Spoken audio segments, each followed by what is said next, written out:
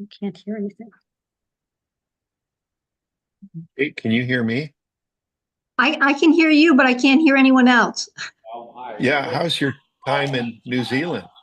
Oh, it's great. We've Yeah, had just great weather and just a lot of fun. How about you? okay. Well, I had to come home early, Kate. My mom fell and had a brain bleed, was in the hospital, so I had to fly home early, a couple of weeks early. So, Oh, how is she doing? oh, she's doing okay. She's doing okay, but I just needed to be here because, we didn't know how things were going to go. So Yeah, we might be right. starting. Okay, thank you. Hey, Mark and Kate, we're about to get started. And we're Yeah. live. And we're live. Live from Forest Grove. It's Tuesday night. Oh wait, that's Saturday. That's fine. That's Oh fine. yes. That's Oh, my sorry. speech. All right. Ready, everybody? Let's do it. Okay.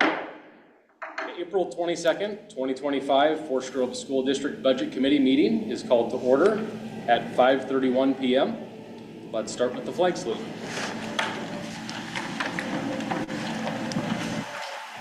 I pledge allegiance to the flag of the United States of America and to the republic for which it stands, one nation under God, indivisible, with liberty and justice for all.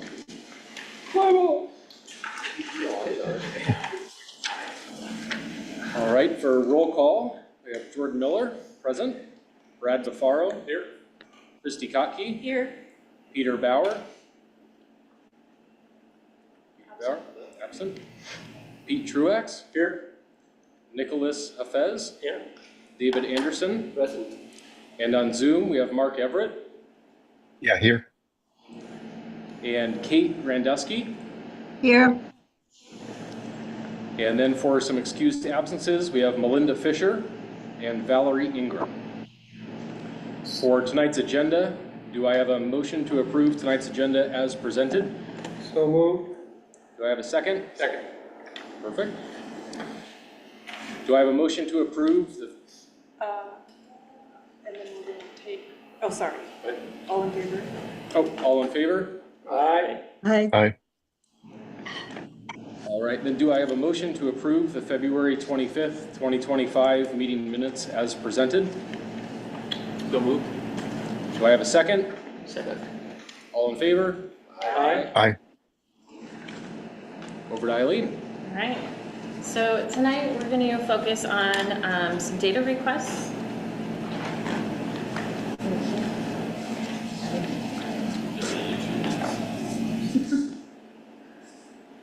All right, so we'll focus on data requests that we've gotten over the last month. We'll talk a little bit about the budget development process and what's going on and where we're at in that at the time. And then we'll provide an opportunity for you guys to have some conversation around budget committee priorities and discussion about the budget this year. Looking at the budget calendar, today is the second of our preliminary meetings. The next meeting, May 8th, will be the first official budget committee meeting, and that's where you will get the budget document itself and the budget message from Superintendent West. So that'll be the first big meeting. After that, you'll have up to 2 meetings to deliberate, discuss, get public information, and approve a budget. And then from there, it'll go to the board for a hearing and adoption. And what time are those meetings, 5:30 or 6? I believe 5:30. Okay. So it's at 6, I thought. 6 o'clock? 6 o'clock those nights. Sorry. And they're on a Thursday instead of Monday. Those will be on Thursday. Yeah. Yes, the next 3.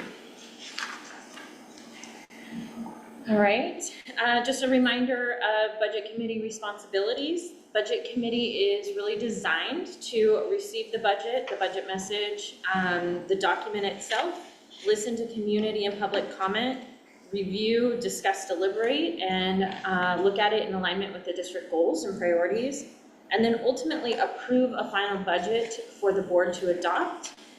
This is setting the maximum appropriation levels by major fund and major function. So this is general fund instruction, general fund support services, grant funds instruction, grant fund support services, and so on. So ultimately, we're looking at setting that maximum amount that we have for spending authority over the next fiscal year.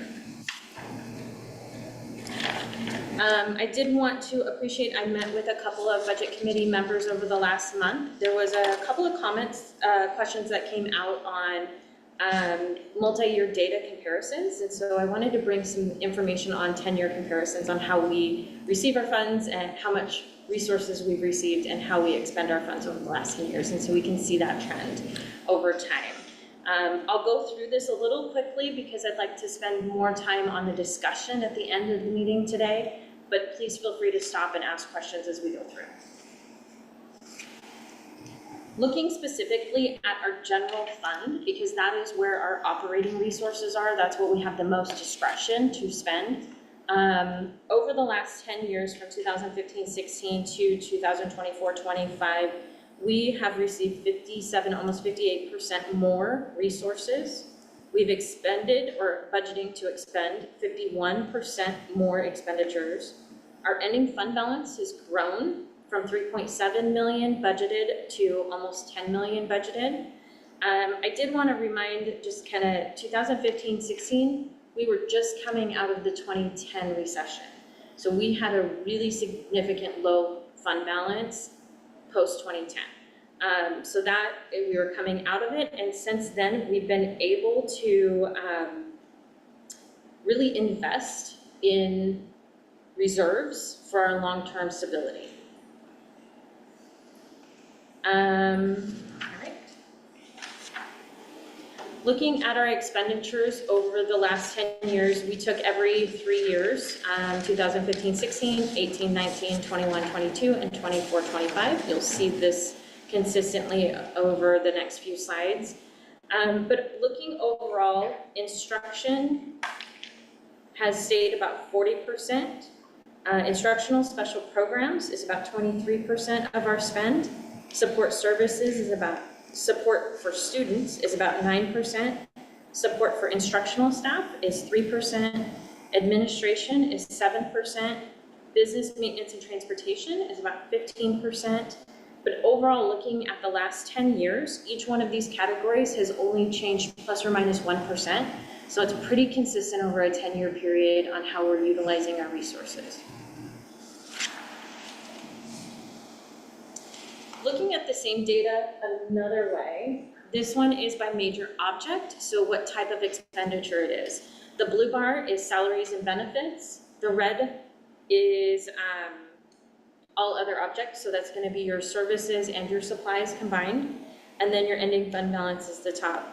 Other objects has stayed 20% pretty consistently throughout, but you'll see salaries and benefits went from 74% of our budget down to 70% of our budget, and as a result, our ending fund balance went from 6% to 10%. So that's building that ending fund balance that we talked about a couple slides ago. So you just see that shift in spend by major object. Why did the salary benefits go down? Because we increased our reserves. Just for So we stopped spending as less so that we can keep reserves. okay, got it.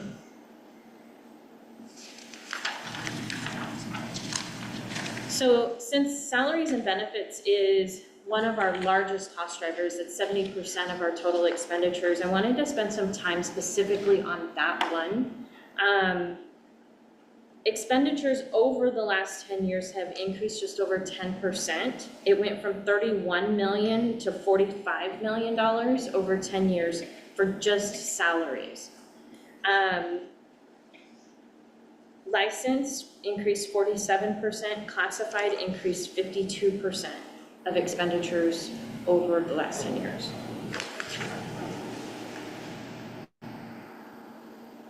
Diving deeper into the why for the increase in the total salary costs, there's three basic reasons why we'll see the increase in salaries as high as we have. Labor rates is one.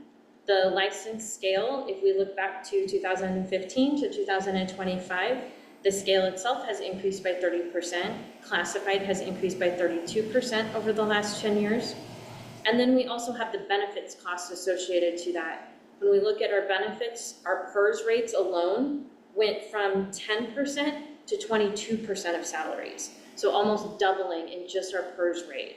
And then we have our Oregon paid family medical leave and other insurance costs. But the primary driver is our PERS, because as salaries increase, the PERS costs are gonna increase, but then you're also gonna get compounded by the rate increase too. So, and then lastly on this page is our FTE changes. We've increased our FTE in our general fund by 65 FTE overall since 2015-16. What percentage is that representing FTE increase? The FTE increase, don't have that, but I can get that. It's about like 500 FTEs or something. Total. So is this licensed, or is this licensed and classified and? So the next slide shows Oh. the classification of the change. That was an intro. I'm very glad you asked Look at that that. question. It's not licensed and classified, but it's broken down by function, so how we spend, whether it's direct in classroom or support services. So great question. Looking at general instruction has changed from 224 FTE to 237 FTE. This group is primarily driven by enrollment. So as enrollment drops, our instructional FTE will drop. But we did see a significant drop in enrollment, but our instructional FTE has not dropped the same rate. When I started a little over 10 years ago, our elementary class size averages were over 28 to 1, 28, 29 to 1. Tom McCall was 32, 33 to 1. They were really large. So as we've dropped those, and now our elementaries are about 23 to 24 to 1, and Tom McCall is 28 to 1, you're increasing your FTE to support less. So it's not just because we have less students, we should have less instruction. We've also invested heavily in our classrooms. That was one of the things that parents and patrons of the district yelled about 1,000 years, probably still do. Not as much. We're good, and then this is, I think, a good indication that we're moving in the right direction. I think we had a board come on that was very vested in reducing class sizes, and we had a significant shift in how we were expending our resources to prioritize class size for a few years. Maintain that. And you got rid of some really crappy teachers, right? You were gonna say that. I didn't say that. I did not say that. Eileen, could you mention when that shift did happen, where did those monies also shift from to allow for that? Was it just, or where did we? It would have been reductions. I don't know off the top of my head specifically like what reductions we took that year. It was also the 1-year hiatus that I took that was that shift. So I wasn't here the year of the reductions. Okay. Looking at this slide, the other significant change is the instructional supports, the fourth grouping over, and that's really due to our health aides, our mental, social, and behavioral health increases in FTE and staffing, and counseling, just the shift in student needs that we have across the district. So that was the other big one. The last one is our administration, and going from 56 FTE to 72 FTE. We invested in both calc, our deans in our elementary schools, and technology IAs in our buildings. So those are the 3 big ticket items for that group. Any question on this? So the mental health support and counseling, coming out of the pandemic, a lot of the needs were severe. So, I mean, that was the rationale for all those increases. Those needs are not trending downwards as far as I can tell, right? They're either holding steady or growing. Yeah, right now, yeah. And we're pairing this is just general fund FTE. On top of this, we now have our student investment account FTE. That's in our grant funds. And that is heavily, we have 10 counselors in there. We have mental health specialists in there. So we have another significant investment in supporting students in our SIA that is outside of our general fund.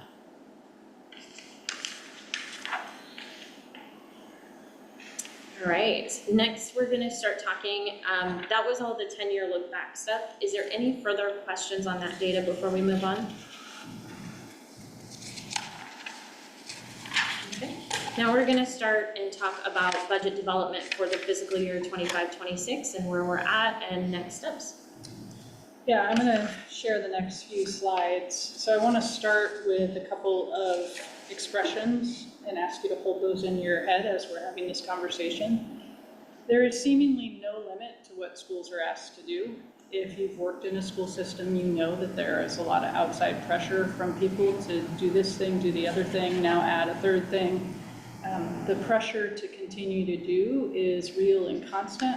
However, there is a limit to what we actually can do. And you'll see some of that within the budget process. Our resources are finite, and we have to make some choices about what we will fund and those things that we cannot fund. And this is how we do it. We'll switch to the next slide, please. We have to balance our budget. That is a legal requirement for us. So what we start with is by looking at what are the resources that we have coming in. So that's our general fund from the state. It could be grants as well. It could be revenues from forestry. We look at all of that combined. And then we look at what are our expenditures. What are those things we need to spend our resources on? As we are determining what do we spend our resources on, we have to balance what sometimes feel like competing demands. As you see up there, we have strategic and integrated plans that we use to guide our work so that we're moving in the same direction. We have legislation that tells us that there are some things we must do. We have legal requirements that we have to meet that require us to expend resources, for example, to keep kids safe and make sure that our buildings are spaces where kids don't fall ill or they aren't at risk. We have contractual requirements, we have board policy, and then there is the very real need to have the HVAC running like it is right now in this building. So those are real expenses for us. And then we have equally real and valuable and important the input that we receive from our community, from our staff and our students to make sure that the educational experience is enriching and also helps prepare students for graduation and a choice-filled life. And so we need to have extracurricular activities, we need to have clubs, we need to have elective options that are authentic and hands-on that kids can really engage in. We need to engage with our families after school and make sure that our families feel welcome in our schools. All of those things are as real as the list that you see on the left-hand side. These are the various components of putting a budget together that we have to consider as we examine what are our resources and then where do we expend those resources. So digging in a little bit deeper, there are some significant items that we look at when it comes to our budget considerations. Start with the state school fund. That's our largest source of revenue, our largest source of funding. The governor's proposed budget right now is $11.4 billion.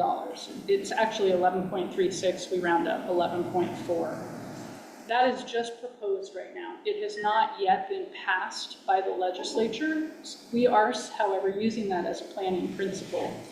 It's a pretty safe bet that the governor's proposed budget match to what the co-chairs present when they put forth their budget. If those two values are the same, and they are in this case, it's a pretty safe bet that we will in fact see a state school fund of $11.4 billion.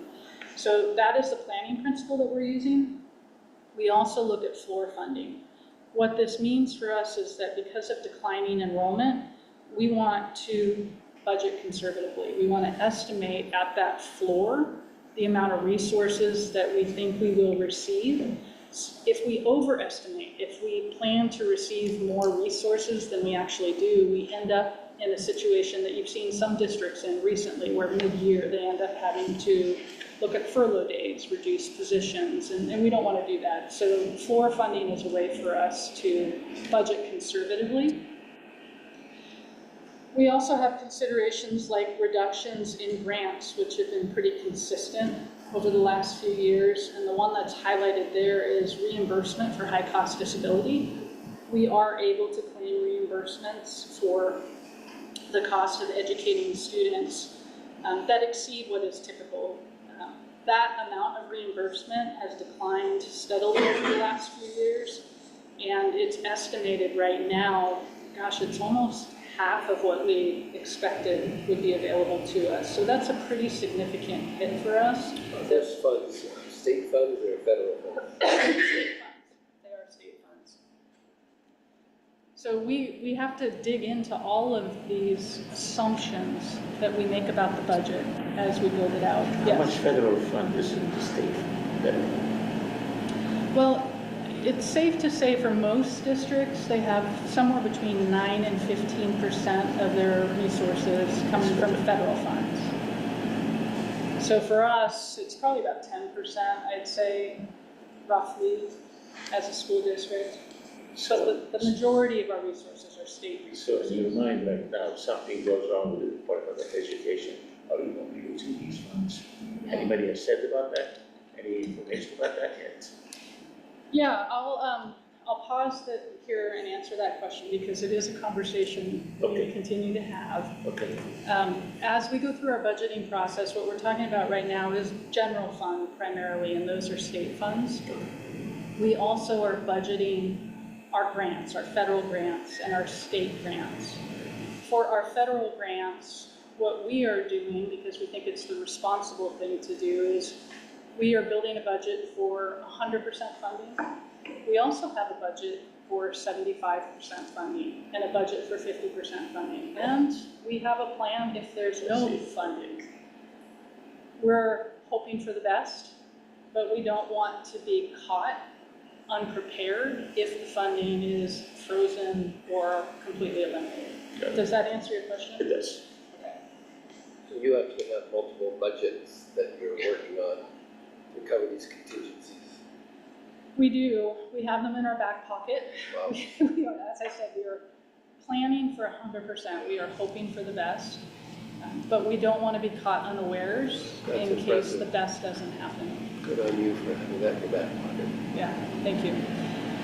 I guess would there be like another place where you can get that 10% back or 12% back from somewhere else, in case if we have to remedy that? Well, so there's a couple of things that can happen. One is nothing, and we just have to deal with it. Something else that the state can do is the governor could declare an emergency, which would allow the state to access what's known as the rainy day fund. By accessing the rainy day fund, the state government could make up whatever difference is lost through federal funds. What I think is important for us to recognize, first of all, just like when we talk about our fund balance, that's a one-time use of funds. That's a savings account. So declaring an emergency and using those funds, the governor would have to believe. For 1 year. You get it for 1 year and the governor would have to believe it's a real crisis. Also, we have to recognize schools are not the only agency that access federal funds in the state. There's the police department, the fire department, there's wildfires that we fight, there's the fishery and wildlife department, there's departments and agencies all over the state that access federal funds. So then the governor has to balance, well, which of those is the priority if we dip into our rainy day funds? So your question is a question that I've been thinking about quite a bit in the last few months, but it's also very complex and nuanced. Got it. Any other questions before moving on? Okay. In terms of expenditures, some of the things that we are paying attention to, we're in the midst of collective bargaining with both of our associations. That will have some impact on our expenditures when we finalize those contracts. We have curriculum adoptions and investments that we are required to do. If you're not familiar with this, the state does require districts to adopt new curriculum on a 7-year cycle, so it rotates through different content areas every 7 years. Sometimes districts have an independent adoption. Sometimes districts apply for waivers to bypass a year. We are looking at all of that as ways to save money, but we still have this legal requirement that we need to respond to. The increase in PERS rates, which Director Klute has already referenced, that is something that is top of mind regularly because it's a significant expense for us. Investments in strategic and integrated plan, as I mentioned earlier, and again, as Director Klute mentioned, the impacts of different state benefit plans like paid leave Oregon. Those are all examples of the components that we consider when we build a budget. Dr. West, just looking at this, I'm guessing that the PERS rate is probably the biggest thing on that list of you. The biggest thing that could swing us. Collective bargaining right behind that, is that a fair? Collective bargaining would take the top spot. Okay. So the PERS increase is millions of dollars for us, but our single greatest expense in the district is the cost of our staff. Okay. And the curriculum adoption, is that a very big swinger financial? It's significant given the proportion of the number of students we have compared to our budget. So a curriculum adoption for a district this size, and I might need to pitch a Hail Mary to the back of the room there to Director Lumley. I would say a typical adoption all in for a district this size is somewhere in the $1 million range, but that's correct?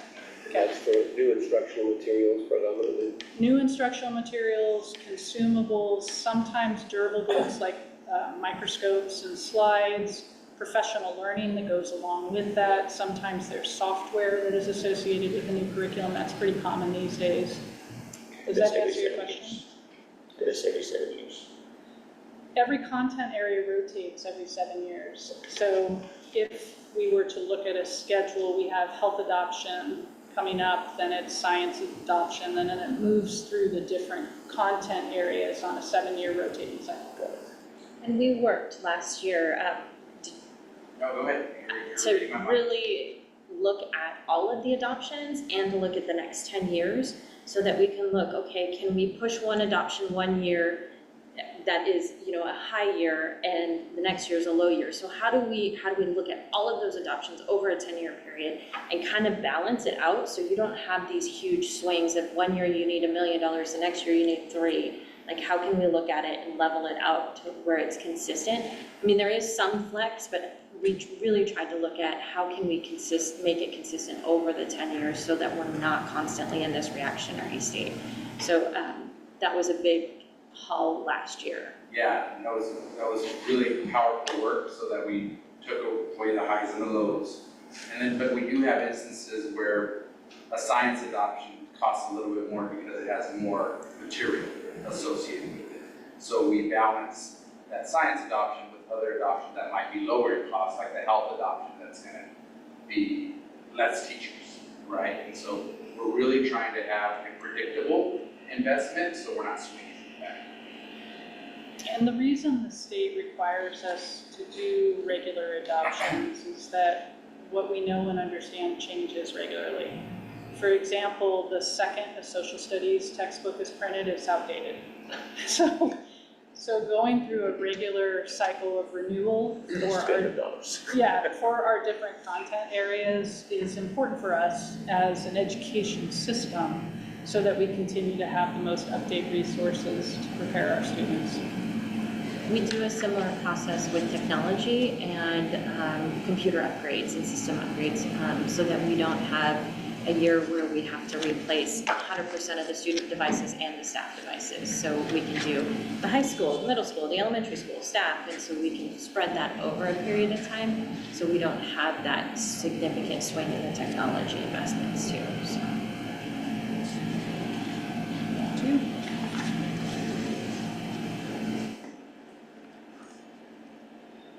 Great. Looking at the general fund specifically and how it's built, what we do is we budget 2 different ways. We budget our buildings based on enrollment and demographics. So our buildings get staff and their discretionary allocations based on how many students we project to be in their building, and then what the demographics of the student population is. And so the buildings are primarily budgeted based on enrollment. And then we look at departments, so whether it's CNI or it's superintendent's office or business or transportation, we're really building those budgets from the ground up. We're looking at what expenditures do we need to be able to meet student needs and keep the operations going and make investments into curriculum and instruction. And we're building those budgets almost zero-based. We're looking at what we spent historically, what we need going forward, and we're all at the same time using that lens of our strategic plan, our priorities, and our goals as we're building those budgets. So then we take both of those, and then we apply all of those contractual agreements and contractual requirements to it. We apply our union contracts, we make sure we have all of our professional development that's in there, we make sure that the working conditions are set, our benefit leaves and benefits are in there, our subs and our temp time, and all of those things that come with operating a building that might be outside of that discretionary building budget or the department budget. So we're applying all of that to the school's budget and the program's budget. And then that's what kind of builds the general fund as a whole. So it's kind of two-part. Looking at our other funds. So these are our grant funds, our food service funds. We look at those different based on what the needs are for each one. Dr. West talked about the grant funds and the federal funds just a moment ago.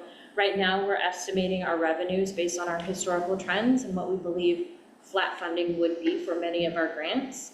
And we're looking at utilizing those based on our strategic plan, based on what our goals are, what the grant requirements are, and have already started building those out for next year and will be incorporated into this budget. Food service, now that we are 100% CEP, free breakfast and lunch district-wide, food service is pretty easy. What do we think the meals per day is going to be breakfast? What do we think the meals per day for lunch is? How many student days there are? And then we have minimal operation costs after that. Debt service funds, we know what our debt payments are. We know what our debt requirements are based on what loans we have out there right now. And that then drives the tax rate that we need to pay off our bond debt. Capital projects funds, that is all based on the 22 bond and what we believe we're going to get done this next year and meeting our bond promise and commitments. The enterprise funds is, so that's 500 funds. That's your plant sale and your Viking house at the high school. So that's student-driven enterprises. The internal service funds is our unemployment reserve account. So what do we think our unemployment costs are going to be in the next year? And making sure that we have enough resources in there to fund that. We are self-funded for unemployment, and so that reserve account is what helps fund any unemployment needs that we have. And then the trust funds is the last one. Those are 700 funds, and there's very little in that. There's a few scholarships, and then there is also the insurance pools for the union. So those are held outside of all of the other resources. Basically everything outside of the general fund is there for a specific purpose and a specific reason, and we must spend those funds that way. So just an overview on those. You'll sometimes hear these funds referred to as restricted funds for exactly the reason Director Clute said, is we are restricted for their use.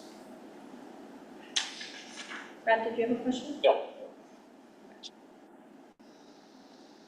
Okay, some other considerations that we have on our radar for budgeting. The legislature has passed some resources for summer funding. We do not yet know if we will receive summer funding. Those rules and the identification of districts is still being determined. There is a likelihood that we will, but we don't know that for sure yet. If we do, it'll probably be somewhere in the neighborhood of about $1 million that we'll have access to support summer learning this summer, and we'll be really excited to receive that. In addition, as I mentioned before, there is a House bill moving through the legislature that would provide an additional $200 million towards high-cost disability reimbursement. We would be really excited to receive that. For our district, we estimate that that would be about an additional $2 million. That would cover quite a bit, not all, but quite a bit of our high-cost disability needs. So we're looking forward to that moving. There's some momentum behind that right now in our legislature, which we're excited about. Senate Bill 317 would increase the special education funding cap. For reference, right now, the state of Oregon funds school districts at 11% of their, fully funds school districts at 11% of their special education population. There are a handful of districts in the state of Oregon that have 11% or less of their students that are identified for special education services. We are one of the majority districts in the state of Oregon where the number of students identified for special education services exceeds 15%. What I have seen over the last few years is the district moves between 15 and 17%. Right now, we're closer to 17% of our students being identified for special education services.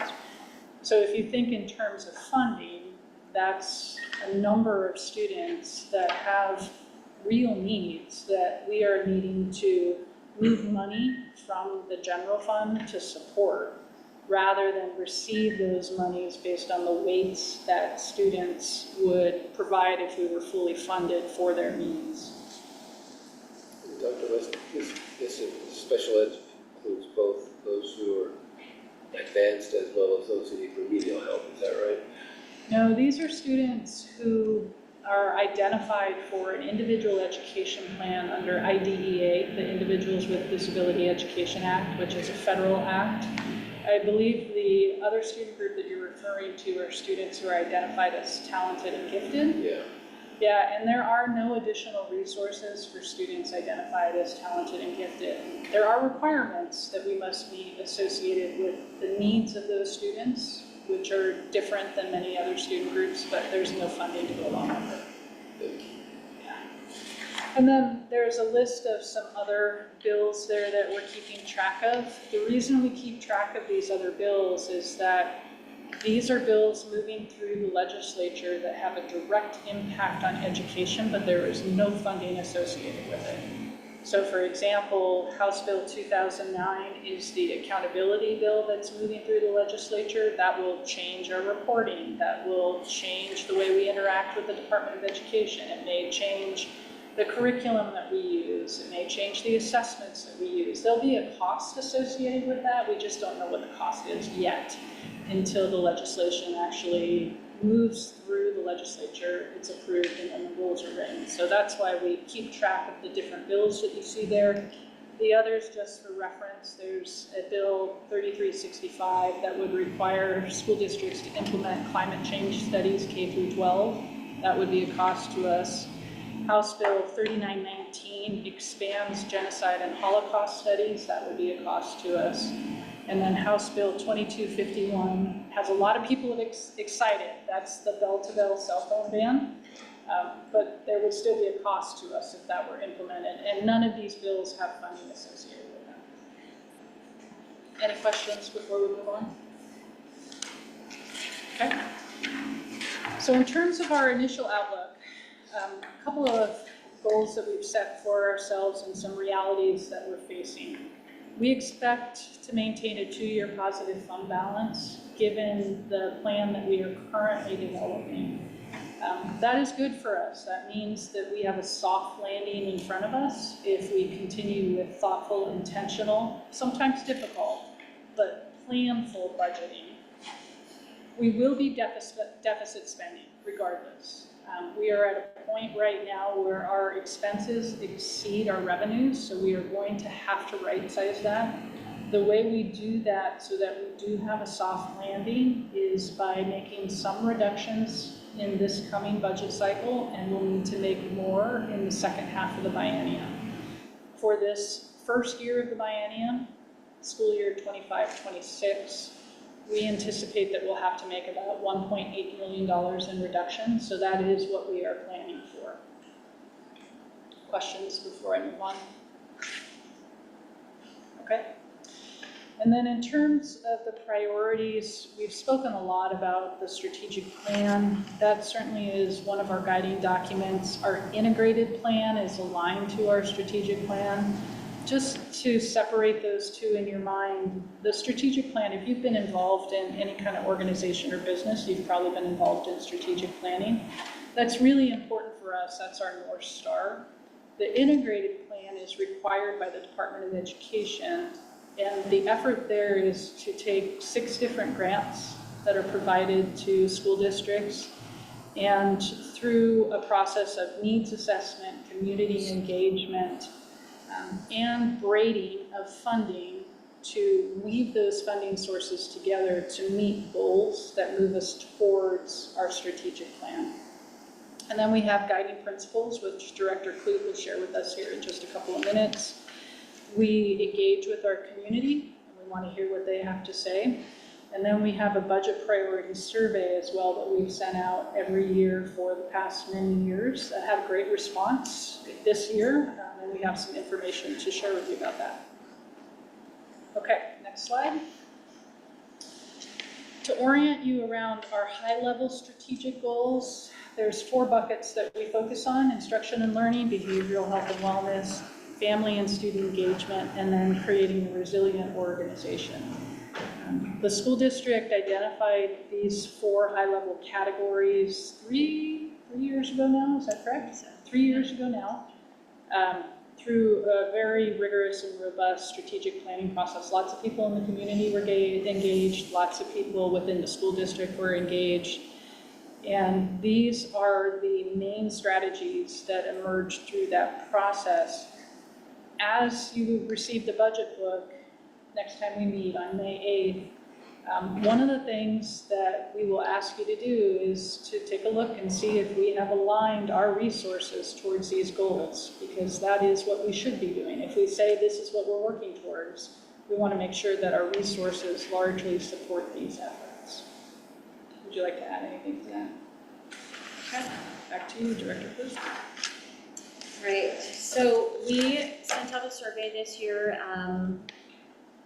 mid-March, and we actually sent it to staff, community, parents, and students at Neil Armstrong in the high school.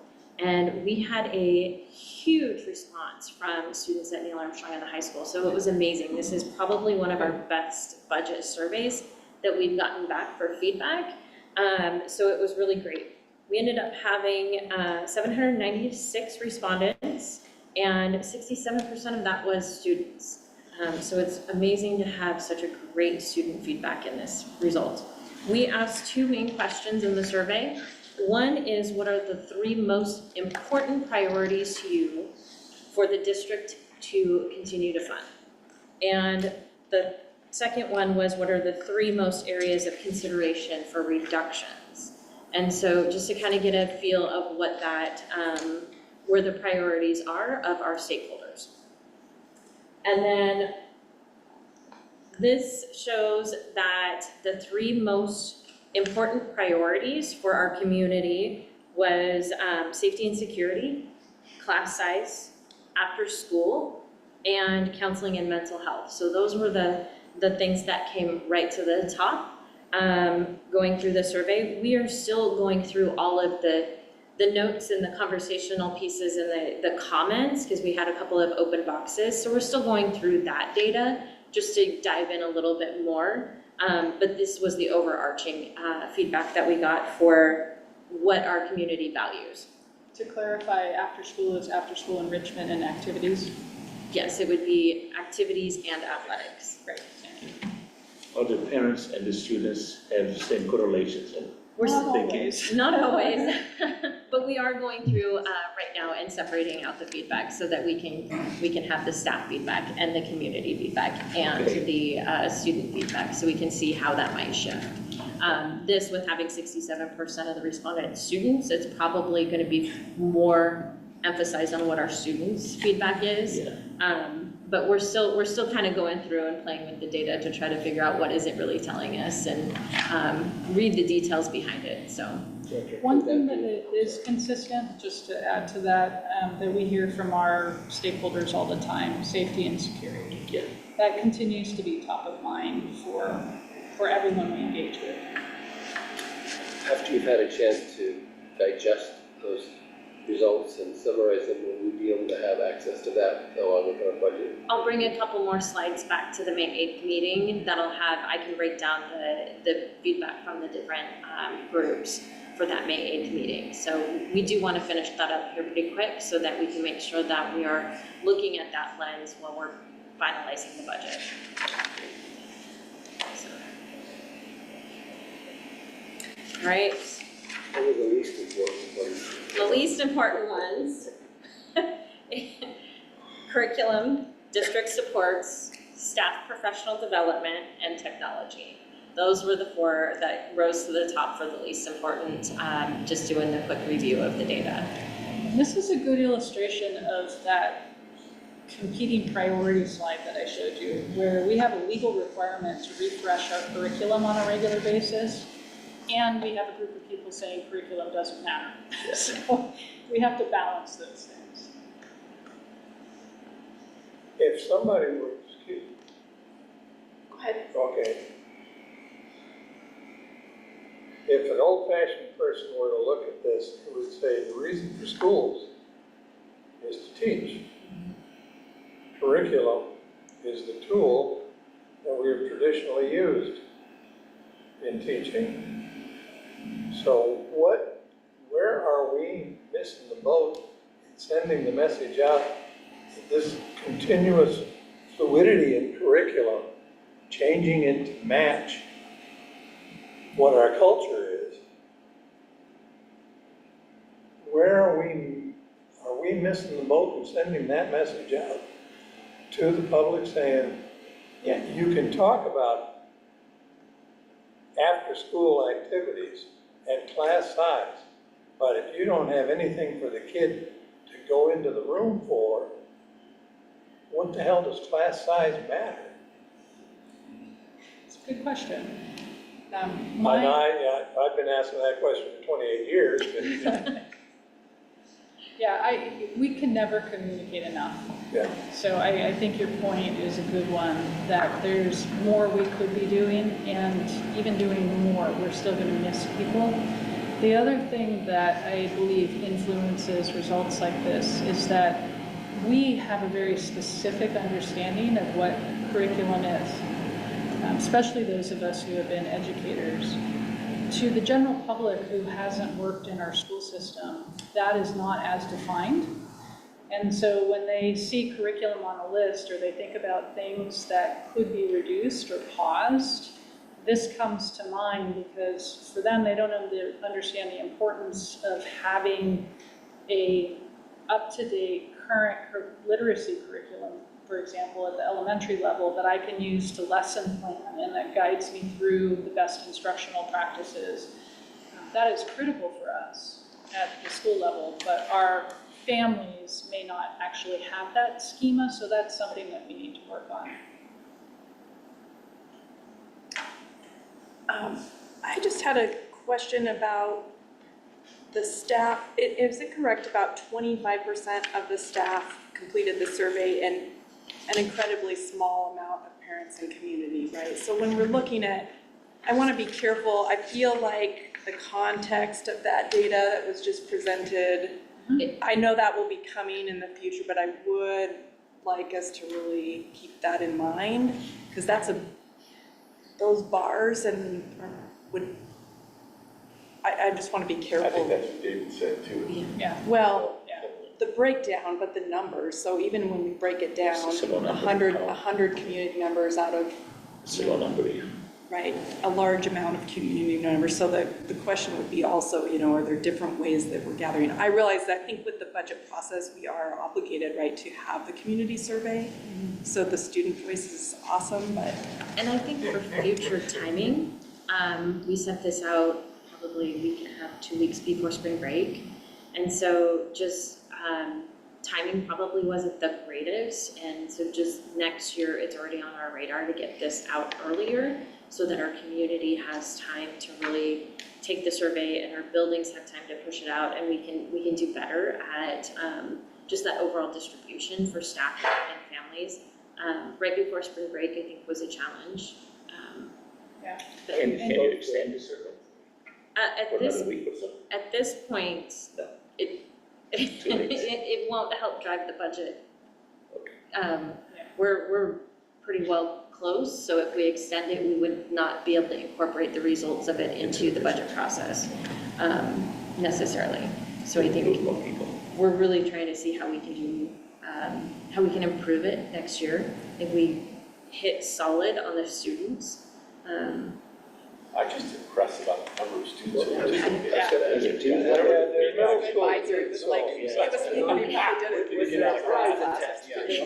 Did they get some premium for it? Historically, when we've sent this survey out, there's been years where we've gotten 10 responses. Okay. So the amount of responses that we got here is actually pretty impressive compared to what we've seen in the past. So we are happy with the results, but we know we can always change and do better. I guess it makes me suspiciously happy. Well, What happened here? I think we're onto something though with maybe even looking at like the building the foundation with the education of somehow getting our community to have more conversations. I was just talking about this with Jordan about learning about the pieces of the school, and then when we're doing the survey, there's context for people for why they're taking that survey and building out maybe a bigger engagement structure. I know that we've been talking about that in general, but Yeah, there's some learning potential there. I also wonder too, this survey accompanied a video, and that video provided a little bit of information about our budgeting process and what we're facing in terms of reductions, but then encouraged people, please take the survey, we want your input. So that I think is learning for us too, that personal request may have been what drove at least some of the increase. Who got the survey in the community? We did not collect names, Okay. so I can't tell you I specifically. mean, like who? Like who? Who was requesting? Who requested it or No, just sent the survey we sample? sent it out to everyone, and we posted it on the website, and we had it in multiple places where people could access it.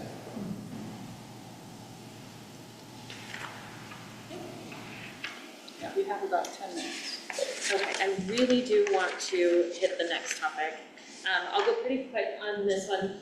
This is last year's budget committee priorities. So when we sat here at the same time last year, having the conversation about what our budget committee, after listening to everything, getting the building blocks of our budget over the last couple of meetings, hearing about feedback and priorities and strategic plan and all of the information. What is this committee's priorities in looking at this 25-26 budget? What is up on the screen is last year's discussion. So we kept everything pretty well the same in the bullets, in the main, but then what's in the box was really the highlights, the talking points, the discussion that was had at the table. So with that being said, and looking at that, what is missing? What should we eliminate? What should we add? Or what should we consider highlighting and emphasizing and prioritizing as we go through the budget? We talked about being $1.8 million that we're going to have to reduce in this budget cycle, but at the same time, we know we still have investments that we have to invest in. So that 1.8 is actually a little bit higher, but net, it's $1.8 million is what we're looking at to balance the budget. So what are those things that we should be thinking about and considering in your lens as we go through that process?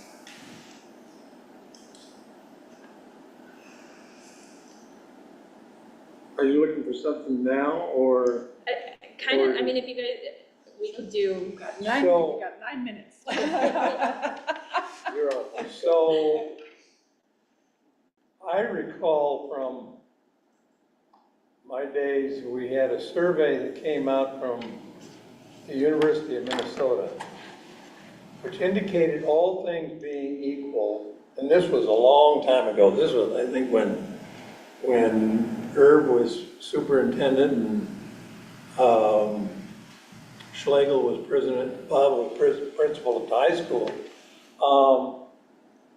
And the survey said, all things being equal, that which drives a student population to produce and to change to a positive aspect of what school is was connectedness. Whether you are connected with the class, algebra, heaven forbid, or history, or poetry, speech, or whether it's an activity, drama, football, music, or whether it's a personality, one of your teachers, a principal, janitor, the building administrative assistant.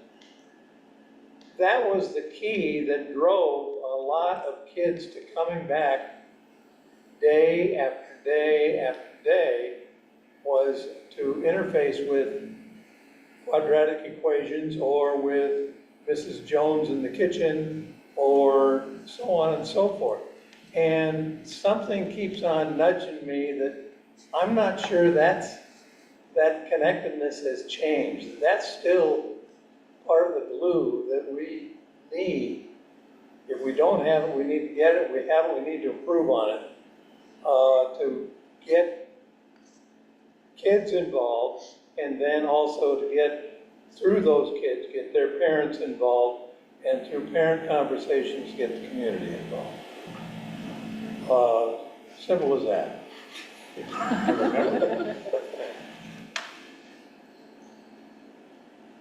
Is it the case that absenteeism is a major problem and getting worse as we go along? Our absentee rate improved slightly last year. We don't know what this year will look like yet, although it is trending in the right direction. Overall, absenteeism is down across the state. That started in the pandemic, and we have not generally, as a state, recovered. So that is something that we spend a lot of time talking about and working on. We work with Northwest Regional ESD, which is our education service district partner, to pull together attendance teams at all of our schools. Those attendance teams look at what we call a multi-tiered system of support to identify which are our students most chronically absent, and then they liaise directly with students and families to attempt to improve attendance for some of our students. And that's really important because sometimes kids just disengage and they don't have families at home requiring them to attend or encouraging participation. But oftentimes, lack of attendance means that there are systems in the home that need support. So using these processes that we have in place, we can provide some wraparound services for those families that need them. I asked that question because it's kind of related to what Pete was talking about. It feels, I don't know, because I'm not on the ground, but I'm wondering if we have an engagement challenge where students don't feel as satisfied and rewarded and motivated to just show up and put in the work and the time. And I don't know why, but if there's high absenteeism, that's kind of an indication that may be the case. Yeah. It could be. How much, do I have time to get a little geeky? Yeah. Okay, so you're touching on something that I spend a lot of time thinking about, because absenteeism is a symptom. Yeah, clearly. It's a symptom of... It's not the problem. It's not the problem. Yeah. So when we look at absenteeism, we have to ask ourselves, what is the real problem here? Why are kids not showing up? Did they develop a habit of not attending that we need to break? Do they have systems at home that need support? Are they excelling and they've realized they don't really need to come to school to still pass a class? That could be a problem too. Are they failing and feel like there's no hope for them to catch up?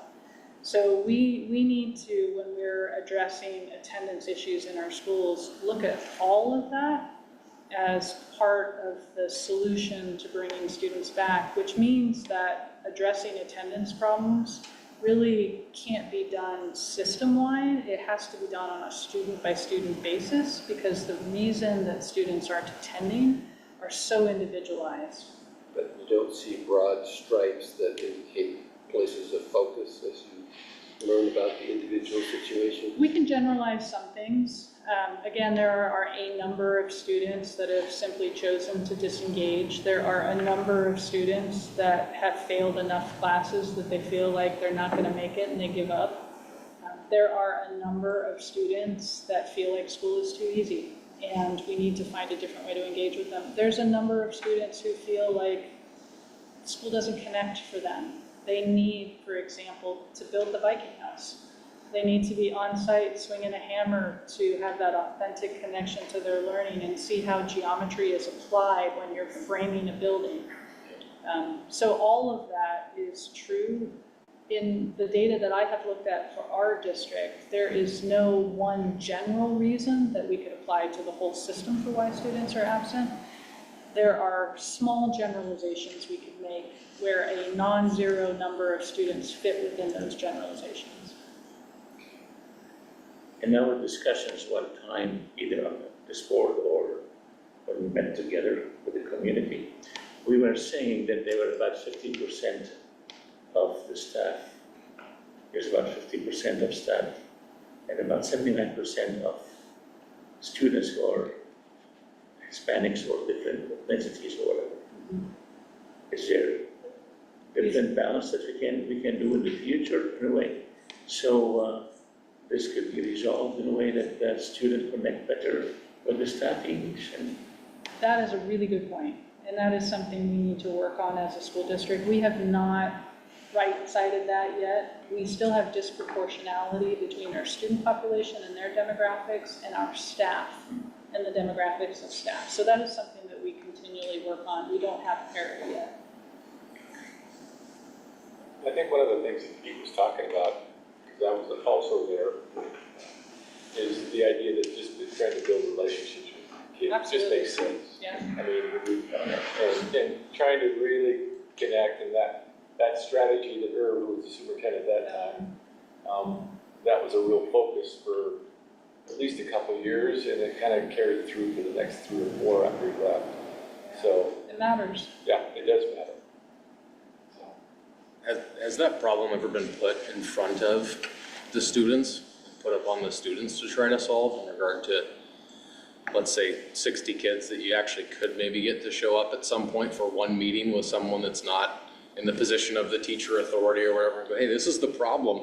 How do you think we should solve this? And maybe across the spectrum of 60 kids of just asking them, and maybe there's some, I don't know what the expanse of our ability is, but saying, hey, if you help us with this or give us your unfiltered ideas on going, hey, what could we get you to show to school? Because I had plenty of friends that they'd show up for only Viking House, but the other stuff they might not go, because I look at the bigger problem of going, well, hey, if I'm out in the world and I'm viewed as my peers as really smart, and let's say it's street smart, and I'm the leader of a friend group, but I go to school and I'm way behind the kids around me, well, what's the incentive to go from, well, I'm really smart if I'm hanging out here, and I'm really not if I'm hanging out here, I don't feel that way. What would be the incentive to pull myself to that point of going, well, I can't read as fast as the other kids in 10 minutes in every class, I'm tuned out. Well, I don't know, maybe has it been put in front of those students of going, seriously, just show up one day for one meeting. We're not gonna impose a bunch of discipline, but what could we do out of the box, make it more fun, whatever the idea is? Yeah, that's a great idea. Have they been? I don't think so, and I'll look to my colleagues who have been here a little bit longer than I have, whether we've engaged students in the way you're describing to address attendance.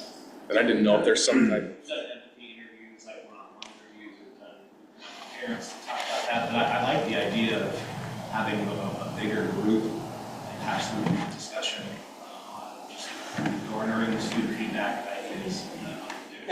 Yeah. I also think that if you probably find that, you mentioned the Viking House, that the kids that are involved in the Viking House most likely want to be there, and so to be there, they have to be passing the rest of their classes. Yeah.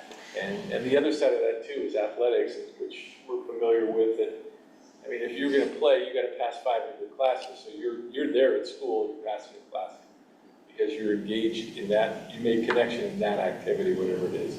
So I think that was the other point that Pete brought up. that we found that trying to find that niche to at least get kids to engage in the school day. Well, I think the person delivering the message too, like the resource officer back when I was in school was Bob. And I'm sure that he had conversations with students and those students opened up to him more than maybe the counselor or someone in that. So finding that role of the connection. No judgment. Yes, I'm taking you to the principal's office, but also,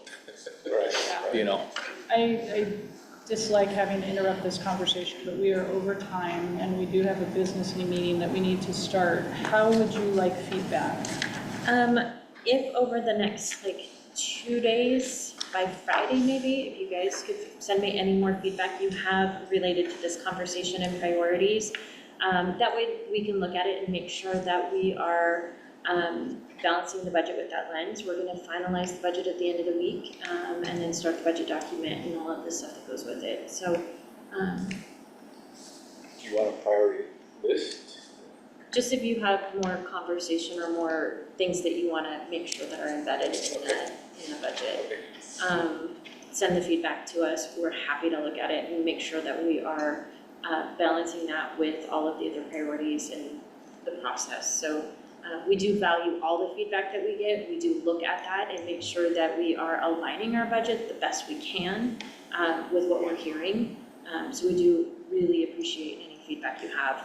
If you have any questions between now and May 8th, please don't hesitate to call me, email me. I'm happy to answer any questions you guys have, and please send them to me in advance so that I can make sure I have the data ready for you at the next meeting. But yeah, we look forward to May 8th. Okay, Vice Chair, I'll turn it back to you to close it up. Is May 8th the night we're gonna get a look at the book? Okay. No sneak preview here. No sneak preview. We kind of gave you a little sneak preview today, though. I really want to look. Whoa. Put the book right here, don't miss. all right, so there being no further business, the meeting is adjourned at 6:36 p.m. Our next meeting will be held May 8th, 2025.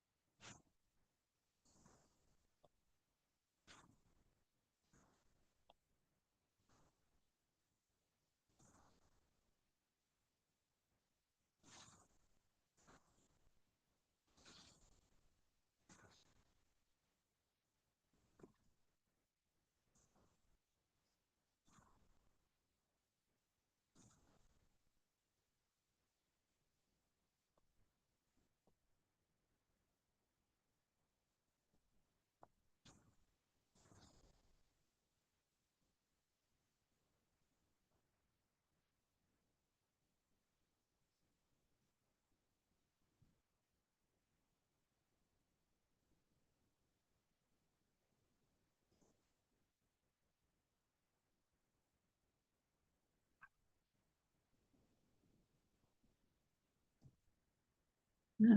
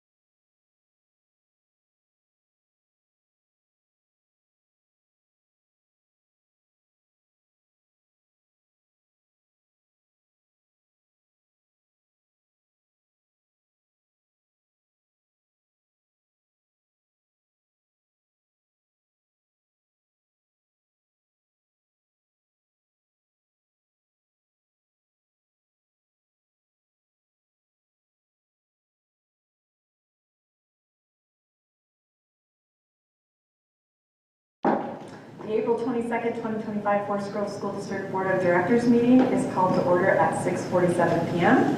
We'll start with the roll call of board member present. Brad? I'm here. I know, and Mark on the owl.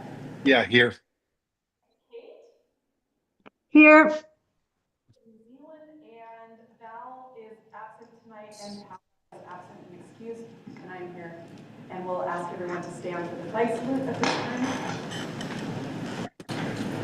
I pledge allegiance to the flag of the United States of America, and to the republic for which it stands, one nation, under God, indivisible, with liberty and justice for all.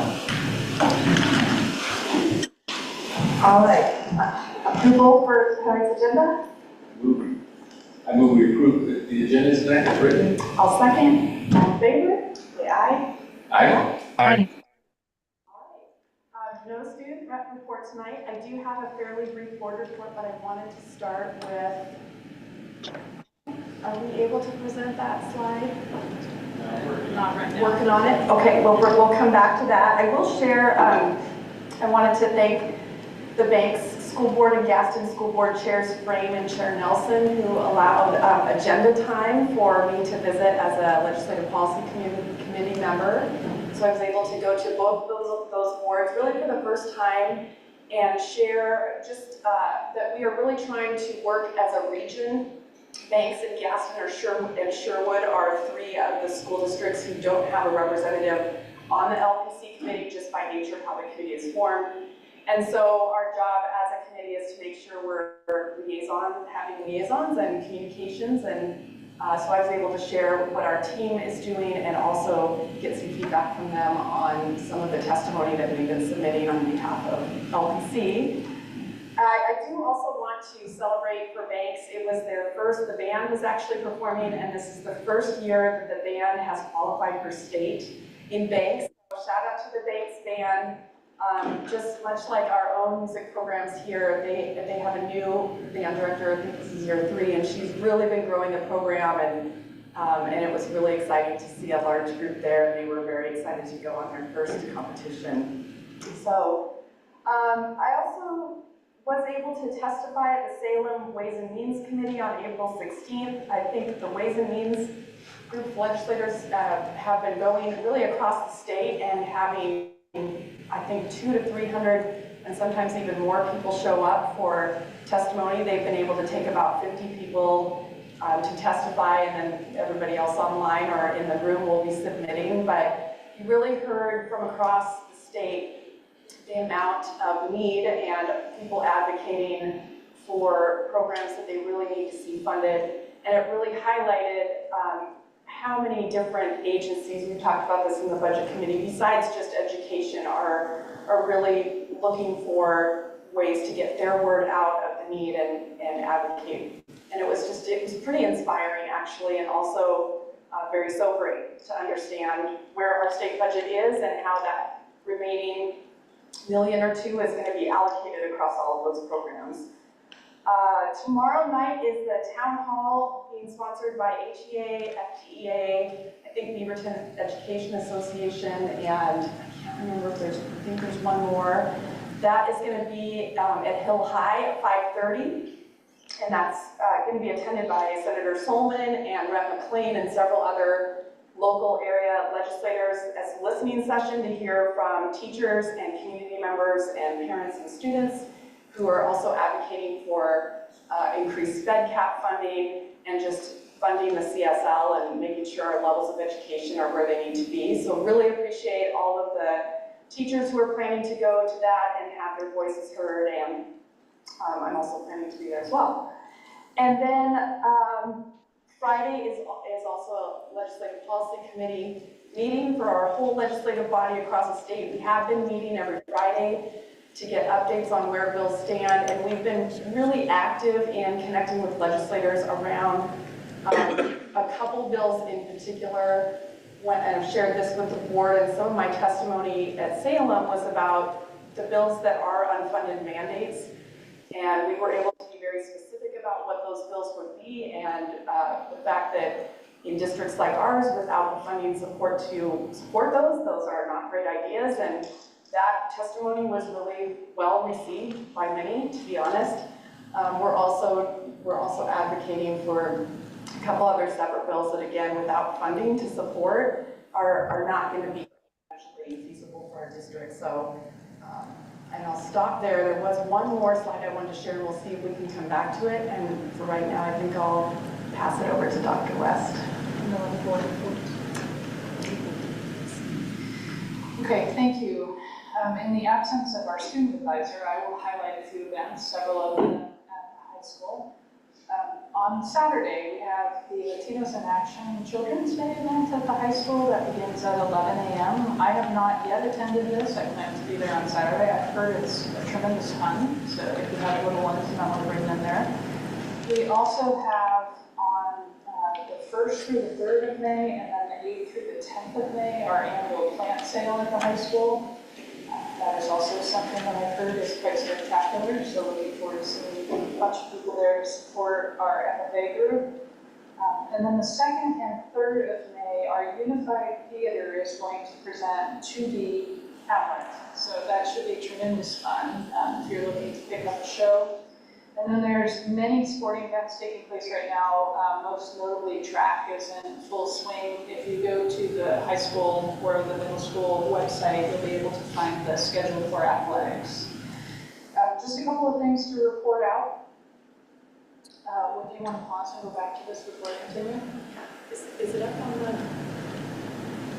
I see it's up there. Is it up on the screen if people are watching what's going on? It's okay. Ricky? Just a moment. No. Yes. Okay.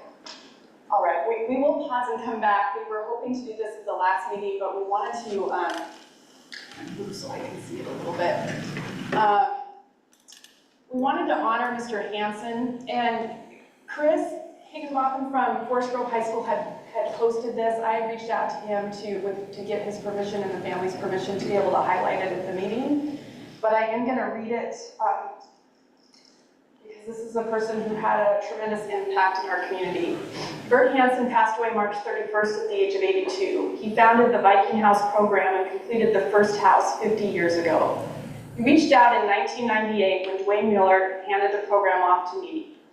He offered his support and encouraged me to put my own stamp on it. I always felt a responsibility to him to not let it flounder. It was exciting when he visited the job site, usually at the open house. This photo is from 2022. It was also very gratifying, and I appreciated to hear him express his enthusiastic praise of the crew's accomplishment. The founder approved. Dwayne and I had hoped to unite with Bert next month in celebration of the 50th year of the program. I am grateful that he lived to know that we made it this far. Rest in peace, Mr. Bert Hansen. Your legacy lives on. I just wanted to take a minute to honor his legacy, as we all have seen the impact that Viking House program has had on not only our whole community, but outside of our community and all the kids and families whose lives have been changed by that. So thank you, and thank you, Chris, for posting and being such a great supporter. All right, I'll turn it back. Thank you, Enrique. Thank you for that.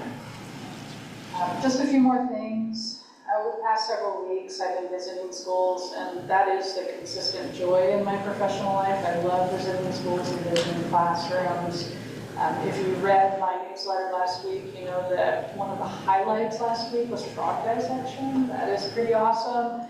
So I got to participate in that at the middle school, but also played with kindergartners and was able to visit a couple of high school AP classrooms. And so those experiences where I can visit directly with young people and hear from educators about how things are going are certainly the highlights of my week. I want to highlight alongside that we are going through our budget process right now, and as part of our budget process, if you listen to the budget meeting that we just had an hour ago, we shared that we are in a position where we need to reduce about $1.8 million in funding. So we're going through a very careful budget process to prioritize keeping resources as close to kids as possible, but also thoughtfully reducing. With a budget reduction in front of us of $1.8 million, and with staff being the largest expense that we have, we are going to have to look at some positions in the district and ask ourselves, do we fill these vacancies, for example? That is part of our process, and there'll be no way to get around that as we look at reductions.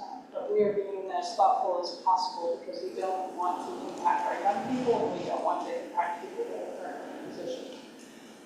We are very lucky to have a fiscal department led by Director Klute that has very carefully stewarded us through some tumultuous financial waters, so that we are in a position to ride out the next couple of years with some thoughtful reductions and hopefully have a soft landing, which is different than what we've seen in many of our neighboring districts where they've had to go to furloughs mid-year or let people go mid-year. So just know that we are engaging in that process right now, and for everybody who participated in the feedback that we were solicited earlier in March, we thank you for that. We are paying attention to it, using it in our process. Also want to share, if you would switch please, thank you. As I have been doing, I wasn't able to do this in our last board meeting because we made a last minute agenda change. We are still declining in enrollment. The slide that you see there right now shows enrollment broken down by grade level compared to budget, and then the variance. Right now, we are about 137 students below what we budgeted, so that is our variance. Equating that to state school fund dollars, that's more than $1 million that we would expect to receive less next year than we have been receiving. So that is part of our reduction calculus. As we go through the budget process, really encourage anyone who's interested in that to tune into the meetings. We have 3 meetings coming up in May, and you'll have an opportunity, once the budget book is made available, to see the areas that we are continuing to invest in, as well as those areas where we're paring back. Okay, and then the last thing I want to share, if we switch to the legislative update, please. Thank you. In the first slide. We are in the middle end of the long session, I would call it. We're on the downhill slide. We've reached the halfway point in the session, and there are a lot of bills moving through the legislature that impact education. I'm going to highlight just a few, but these are really just a few. There are many that will have a direct impact on the way we do school if they are passed. I'm highlighting these few because they are part of the legislative priorities that we identified before the legislative session began, and because they have significant impacts on schools. Starting with House Bill Senate Bill 916, this would be unemployment benefits for striking workers. This is a concern. There is a provision within the bill as it currently sits that school districts would be exempt from double payment, which was a risk brought up early in the process. But even as it is currently written, if there were a strike and employees were paid unemployment benefits, the reconciliation that would have to occur to make sure that we weren't double paying employees is a employee-by-employee process. It is a manual process that we have to go through. So it is a very laborious administrative cost to us if this bill comes to pass. And I have Senate Bill 916 on there twice, which is an error. The second one there, high-cost disability, should be House Bill 2448. This bill proposes about $200 million additional monies to be allocated to the high-cost disability fund. We support this. For our school district, if we were to be fully reimbursed for the cost of high-cost disability, we would receive about an additional $2 million per year. That's substantial and would help us and help students significantly. House Bill 3652 is class size and caseload bargaining. If this becomes a mandatory subject of bargaining, the risk that it presents is that mandatory bargaining subjects can also be subjects that are initiate a strike. Currently, as it sits, class size is only a mandatory subject for school environments that receive Title I-A money, so this would expand it to all school environments. So I want to point out that there may be costs associated with that as well. Next slide, please. Apparently, Apparently, I really like Senate Bill 916 tonight, because it was on there quite a few times, so I must have been stuck in my head. The School Accountability Reform Bill, that's House Bill 2009. This bill would establish new performance metrics for us. It's been a big deal. It's been all the news. The governor has very publicly said that we will not see additional school funding if we do not pass this accountability bill. So this is something that we need to pay very close attention to as a school system. The new performance metrics, the tiered intervention systems that would be required would all have costs to us as a district. We may have to purchase new assessments depending on what the state mandates our assessments be. That would have a cost to us. The annual progress targets would change, perhaps. In fact, I'll get to that in just a little bit when we get to our integrated guidance. So while there is a lot of momentum behind this bill, and it most certainly will become law, there is no funding associated with it. If anything, it is a threat to funding the way it's currently written, so we're paying very close attention to this and mindful that there will be some costs to the school district that will not be funded. Senate Bill 317 would lift or at least raise the special education cap. We're very interested in that as well. Having special education funding capped at 11% is tough when we have a school district where nearly 17% of our students are receiving special education services. So we would love to see that pass, and that would bring in extra resources for us. And then also the governor's proposed budget of $11.36 billion, that has not yet been passed. The co-chairs presented their budget using the same number, again tied to the accountability bill.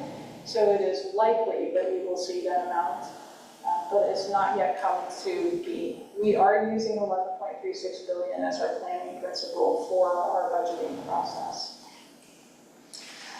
And that is it for me and my updates. Okay, my understanding is there is no FGEA report tonight, and unscheduled public appearance, none. So we'll move on to consent agenda. The consent agenda is made up of routine, non-controversial items to be voted on under one motion. Are there any items within the consent agenda a board member or the superintendent wishes to discuss separately? No. Seeing none.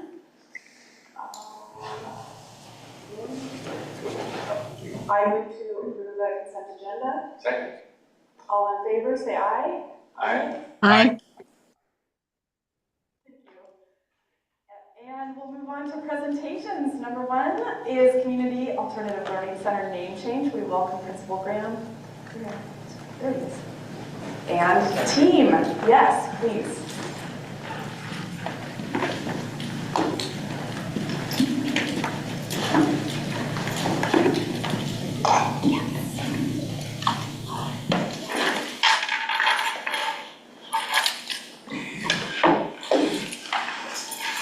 Good evening.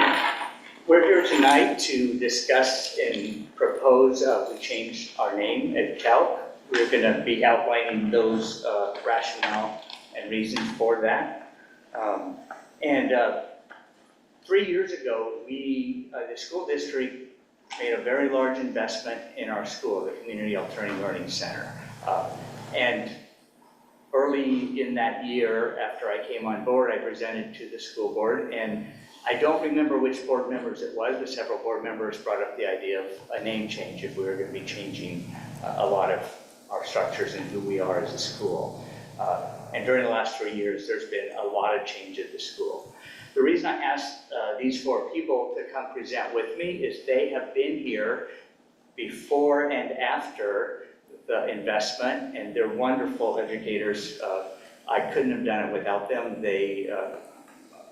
The work they did before and after is amazing. I'd like to introduce them real quick. They're going to do most of the presentation. This is Michelle Coleman. She does language arts and about 8 other things. This is Stephen Bernard. He does social studies and about 8 other things. This is Melissa Horn. She's our registrar secretary and principal babysitter, which is a full-time job in itself. And then Jonathan Lovenguth is our math teacher, and again, does about 8 other things. Being a small school, we wear lots of hats. Some of the changes that were made 3 years ago, the entire building was remodeled to make room for additional students. I was hired and brought on board to be a school principal. We hired, in the 3 years, we've gone from a staff of 6 to a staff of 15. And we've gone from about 35, 40 students to where we peak out at about 185 students. So there's been a lot of change. And we're pretty proud of the work we've done. So we're going to go through and step by step talk about some of the changes and some of the things that have gone on. The first is we went through the process of becoming our own school through Oregon Department of Ed. So in the eyes of the Oregon Department of Education, we are our own high school, part of the Forest Grove School District. I'm going to back up a little bit. I did want to acknowledge that a long time ago, this was John's vision. And without John and that vision, we wouldn't be a school. We wouldn't exist. So thank you, John. My pleasure. You guys have done onward and upward.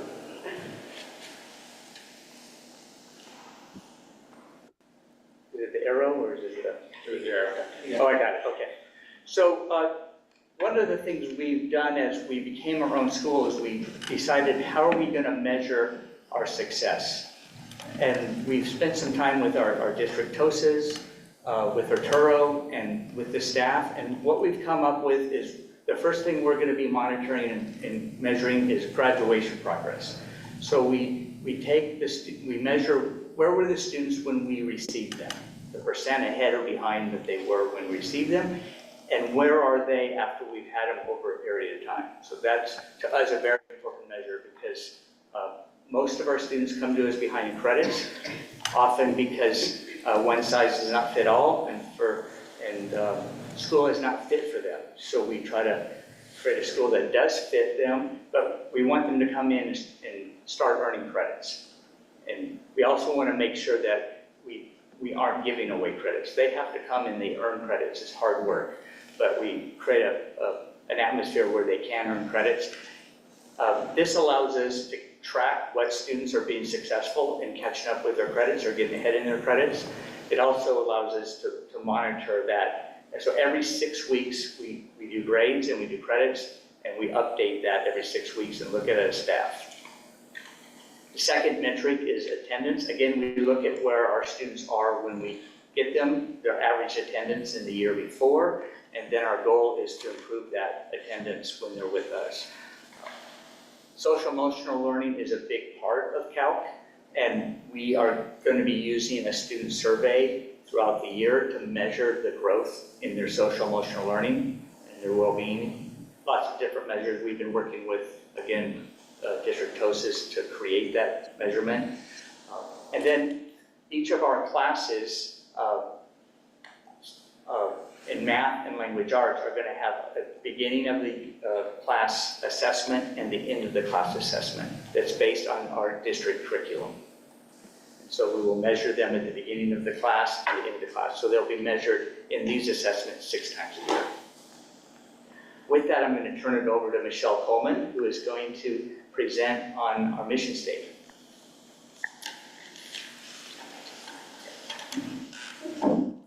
Good evening. I noticed on the screen it's a little bit different, so you'll just have to go along with me when I get to the last line. But on March 12th, we came together as a team, and I had to write this down. We came together to discuss our vision of pursuing project-based learning as the core and culture of our school for the next year. And with that, we decided, well, we need to look at our mission statement. And it was kind of fun, actually. We had a fun time. We got together in groups, and I had them workshopping a mission statement, and then we looked at each one together and then kind of pieced it together as a puzzle. So this is what we came up with, and you'll see that we have our new name that we'd like to change it to in our mission statement. And we came up with, at Tuolumne Plains High School, we empower students to become collaborative problem solvers and innovators by offering project-based learning that promotes critical thinking and real-world application. We provide a safe and supportive environment where students develop confidence in their abilities and are held to the high academic and behavioral expectations. We encourage creativity and collaboration to build a strong foundation for lifelong learning. And I'll pass it on to Stephen.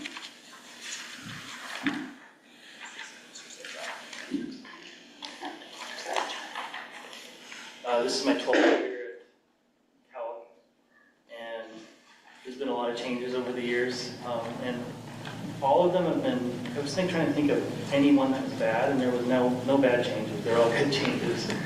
But the building itself has really changed a lot in terms of the physical inside appeal of it.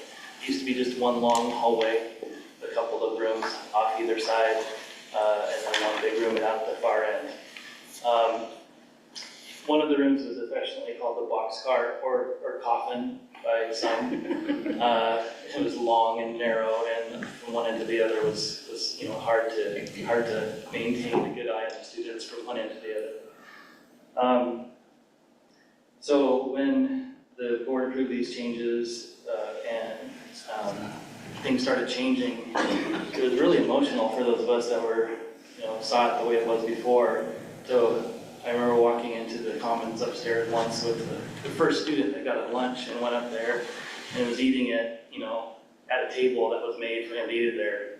It was just really cool to see. And so, yeah, as a continuation of this and looking forward to a new name, I think the term alternative education has a connotation with it that's the bad case. And even the first day I came to work here in the district, there was a community member in the hallway out here, and they asked me where I was going to work. I said, "Oh, I'm going to work at Cal." And they're like, "Oh, that's where the bad kids are." And I didn't believe them, and I still don't. But it was kind of interesting. It's like, oh, okay, that's the perception there. So I think kind of moving away from the alternative word in our name is a good one for us as we can move forward and all the changes that kind of matter.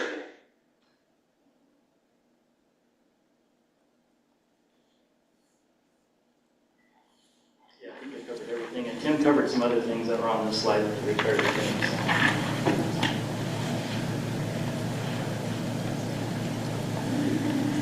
Good evening. My name is Melissa Horn. Just to kind of piggyback what Jonathan said, we kind of came in together, I think it's year number 13, really. But I've been in the district a lot longer. My son's actually a PE teacher in the district as well. I'm aging myself. And I was on the new booster club after the old booster club started doing the scholarships. So I've been around a long time in the district. And ironically, our boss then, our lead teacher, just popped in a week ago on Friday and came in the door, and she did not recognize our building. And she walked around, she walked upstairs, which we weren't supposed to be there, upstairs, and we would make music on buckets because that's the only space that we had. And she literally cried. She was like, "I can't believe that you guys kept it going. This was the vision I had, and you guys kept going." And she was grateful to Tim, and she was grateful to the staff that we did it. So with that being said, our staff committee had a voluntary staff committee was formed to engage in discussions regarding a potential name change. Objectives and timelines were set to achieve these goals. We had parent involvement, engaged parents of both current and former students to convene with the staff committee seeking validation and input regarding potential ideas for a name change. And we took that into the community as well with engaged members, worked with our staff, received input regarding potential ideas for a name change, and then we took it to the students. Student voting, actually we did two iterations of student voting, one at the end of last year and then one earlier this year, with the results being Tualatin Plains High School.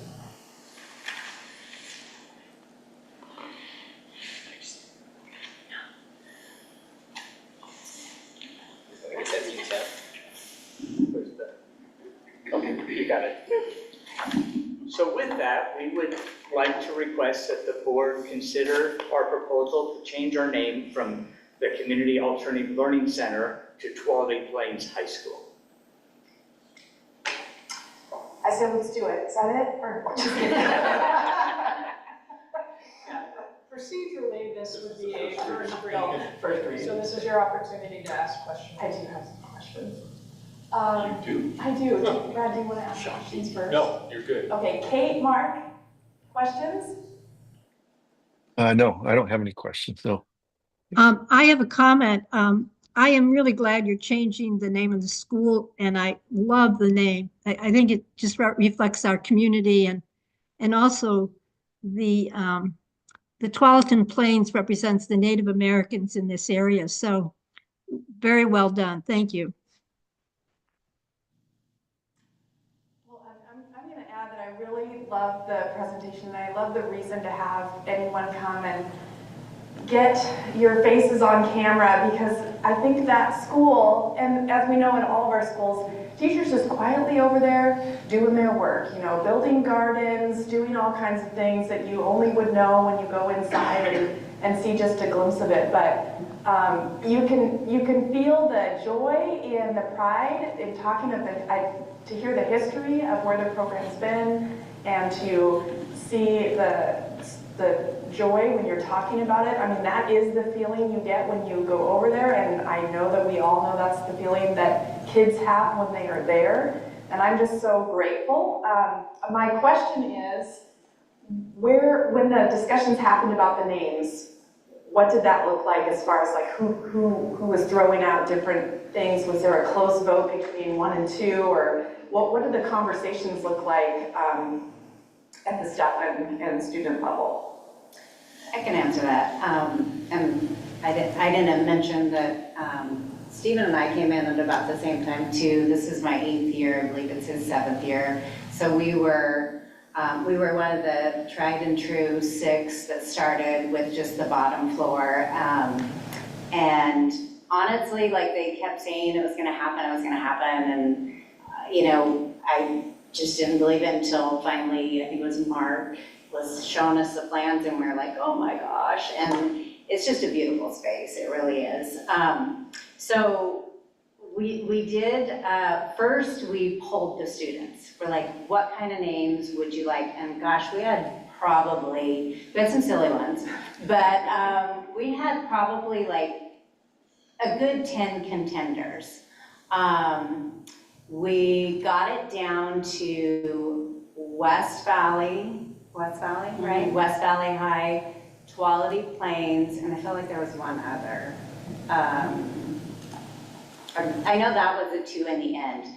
But so we took the initial 10 after we took out the silly ones, and we put it back out to the students. And we wanted to see what they came back with.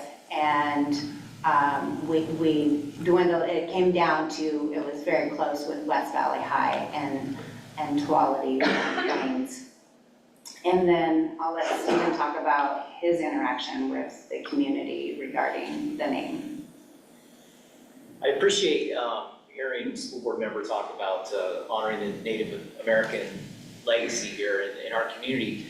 We had a Pacific University mural as class come in and do some work in our building.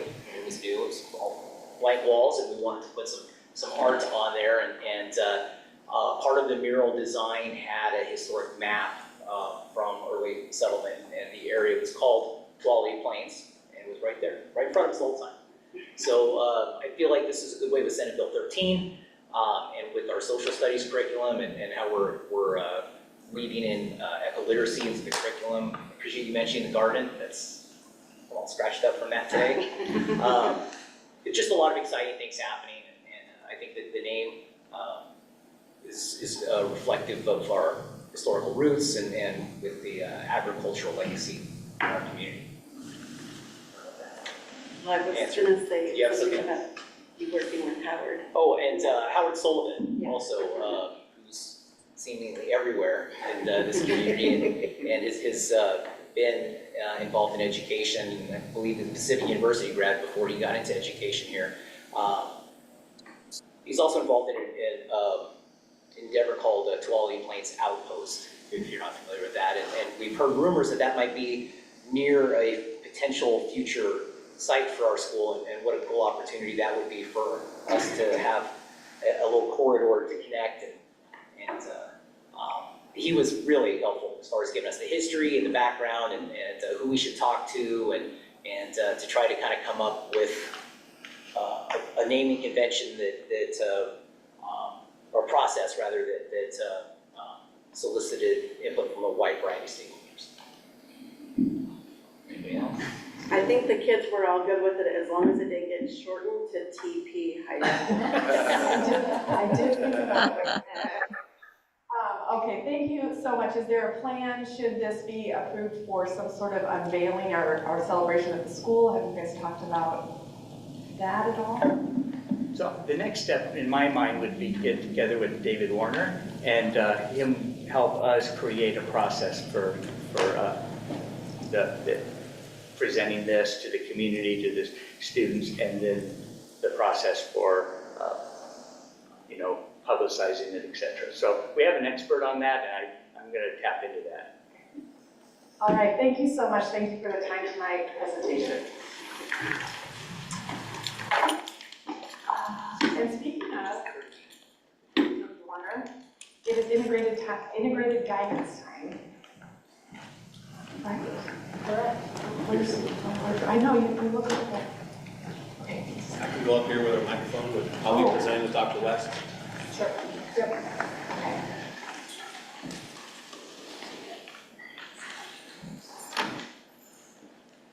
Do you want this one to drive?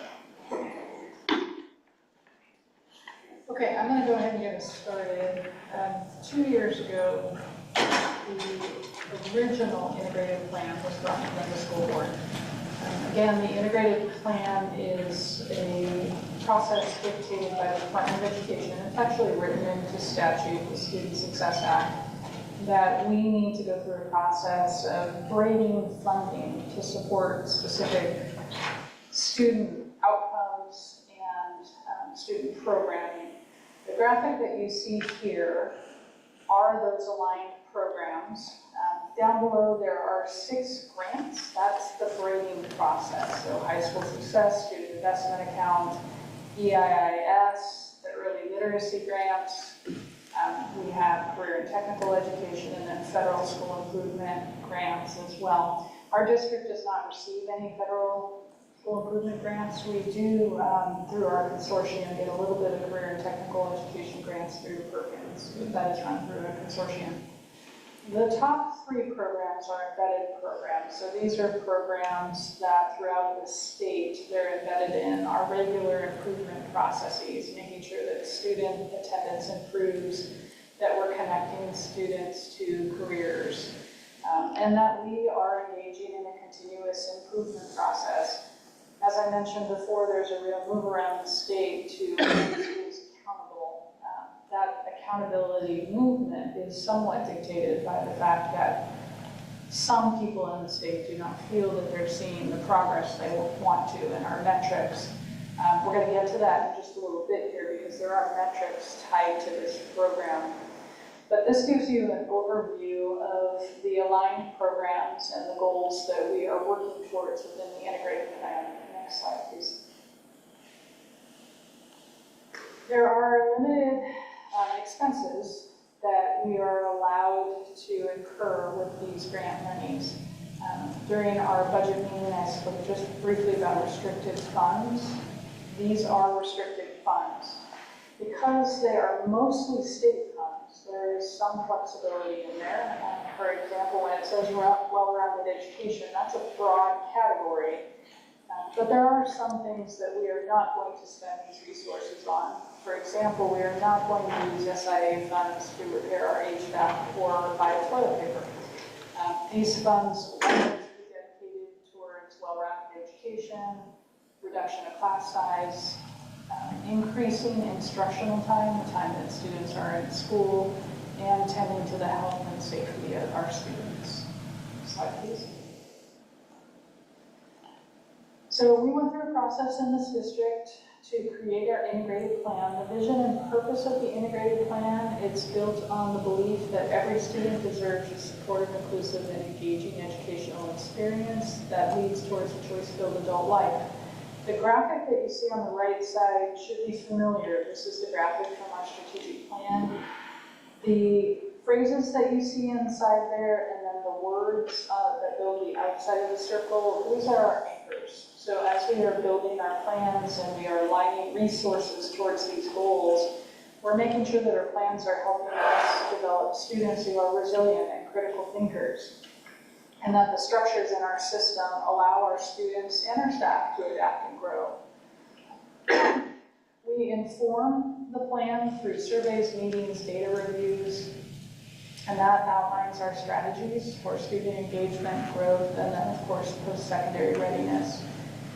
The plan is anchored in community priorities, which we have identified as mental health, culturally responsive enrichment, and then career connected learning.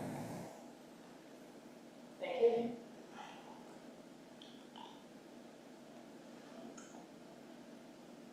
There we go. Thank you. There are 3 overarching priorities that sit within our plan.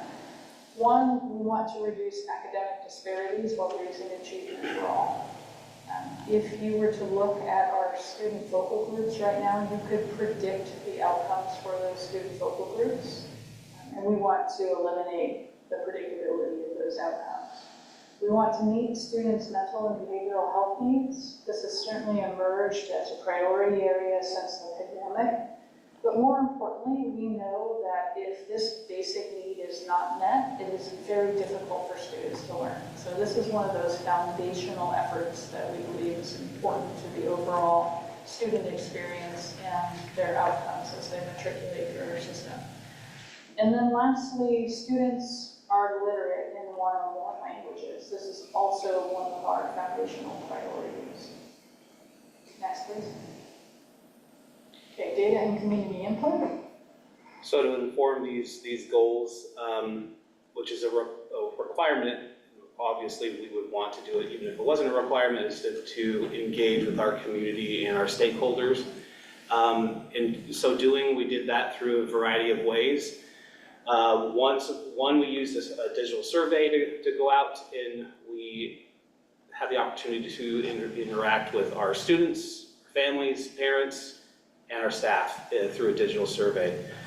We also were able to convene a couple of evening meetings with our families. We had an opportunity to meet with families at Neil Armstrong Middle School, and we did one also at the high school. Fairly well attended, had good, robust conversations with families there. We also were able to push into one of our migrant parent advisory committee meetings that they meet quarterly throughout the year. They're very well attended. We were able to work with the staff to come in and present some information and gather feedback at one of their already scheduled meetings, which is going to be something that we try to do more and more as we move forward, is meeting families where they are rather than trying to convene meetings outside of those already scheduled meetings to get a little bit better interaction. What I thought was a highlight, and Dr. West can debate that, but I thought the student interactions were really good. We're seeing kind of themes as we go on in our different meetings tonight that students are never shy about sharing their opinions, and I think that that's fantastic. As these funds are going to directly affect them in their education, we want to hear what they have to say. So we had a great conversation at the high school with a good swath of representative students. We also, Dr. West had the opportunity to meet with our Latinos in Action representatives at the high school. Finally, we had a good meeting with our community partners. That was with Pacific, that was with Adelante and Centro and others, some of the church leadership throughout the community. So we had another good meeting with community members to review where we've been and where we're going. So that was kind of how we reached out and did our community outreach. And again, we're starting to see those themes, and those are reflected in our goals. They're not reflected in, there we go, in our little clicker here. This was just a little bit of a summary of our engagement through the survey. We asked a series of questions on, how do you view these student improvement areas? Did you strongly agree, on down the line of a continuum? So then we took those responses and then tried to gather some themes around those. Again, we're starting to see some commonalities here. You guys can read this at another time. Just wanted to highlight a few. Our academic rigor, came out that students, families alike want to have access to that rigorous curriculum. Advanced courses also want access, a little bit better access to those. Student support, again, mental health supports, and then language programs, as Dr. West already talked about, is we want that. We are making a greater effort to improve our dual language programs and have greater access to those programs. So that's kind of the summary from our engagement, the survey, as well as our in-person meetings with our community and students. Okay, in terms of our objectives, I won't read all of these to you, but our plan is organized around these specific objectives. So we shared earlier what the goals were. We break those goals down into objectives. Just to highlight a couple, we want all students graduating from high school ready for civic, college, or career. We have a strong focus on our underserved populations within our plan, again, trying to erase disparities in outcome data. We certainly want overall attendance rates to improve. That was a topic of discussion during our budget meeting just an hour or more ago, so that is also a focus for us. And then, as you saw, as one of the themes that was highlighted yet again in feedback is equitable access to advanced coursework and college-level opportunities. So that's just a high-level summary of what's included within the plan. Next. Thank you. One back.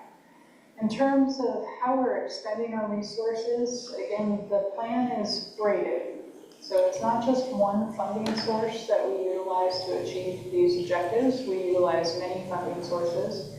And you can see the breakdown there for each of the grants. They amount to $17.7 million in total.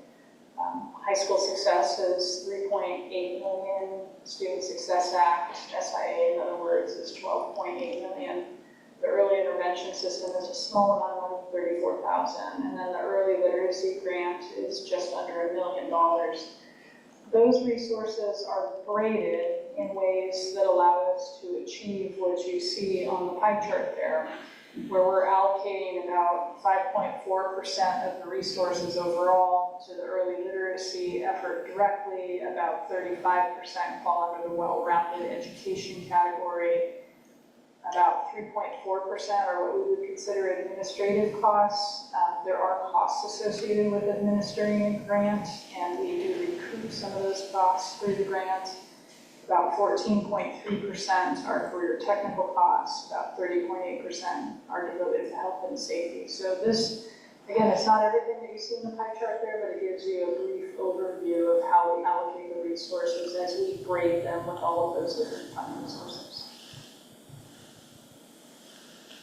As I mentioned before, there are metrics that we are held accountable to with this integrated plan. 2 years ago, when this plan was brought in front of school boards across the entire state, the plan, which we've just outlined right now, was coupled with longitudinal performance growth targets. Those longitudinal performance growth targets were co-created with the Department of Education. So the plan and the growth targets were brought to school boards separately because the plans have to be submitted to the Department of Education by the end of this month, and then we'll go through a review process. The longitudinal performance growth targets were co-created with the department all the way into the summer when we did this the first time, so they were brought back to the school board for approval at a later time. The only part of the integrated plan that requires approval from the school board is the co-created longitudinal performance growth targets. For this year, the longitudinal performance growth targets, they were just paused by the Department of Education. We are not going to go through that co-creation process. And the reason for that is with the legislation related to accountability, there will be changes to what we are held accountable to. And the Department of Education, rightly so, said there's no point in creating new goals this year when we're just going to come back next year and ask you to create a bunch of additional goals and change the goals that you have. So I appreciate that a little bit of common sense was exercised there, and they said we're going to pause this year. So we won't come back with those co-created longitudinal performance growth targets. But the growth targets were originally created all the way through school year 27-28. So wanted to just briefly show you how we're progressing on our metrics as they exist right now. Attendance and early engagement are measured. Our current attendance rate is 66.2%. That is a slight increase over the prior year, so that is good for us, but you can see down below that our baseline goal for 27-28 is 75%, so we have a little bit of work to do to get there. And then we also have for each one of these metrics what's known as a gap closing goal. The reason we identify a gap closing goal is that we have underserved student populations, again, the predictability that I mentioned before, that have not seen the same level of outcomes, the same level of achievement in our system as the majority white population. So this gap closing goal is intended within a 10-year period. We haven't reached that 10-year period yet, but gradually over 10 years to close the gap between historically underserved students and our baseline student group. So that's why you see two measures there.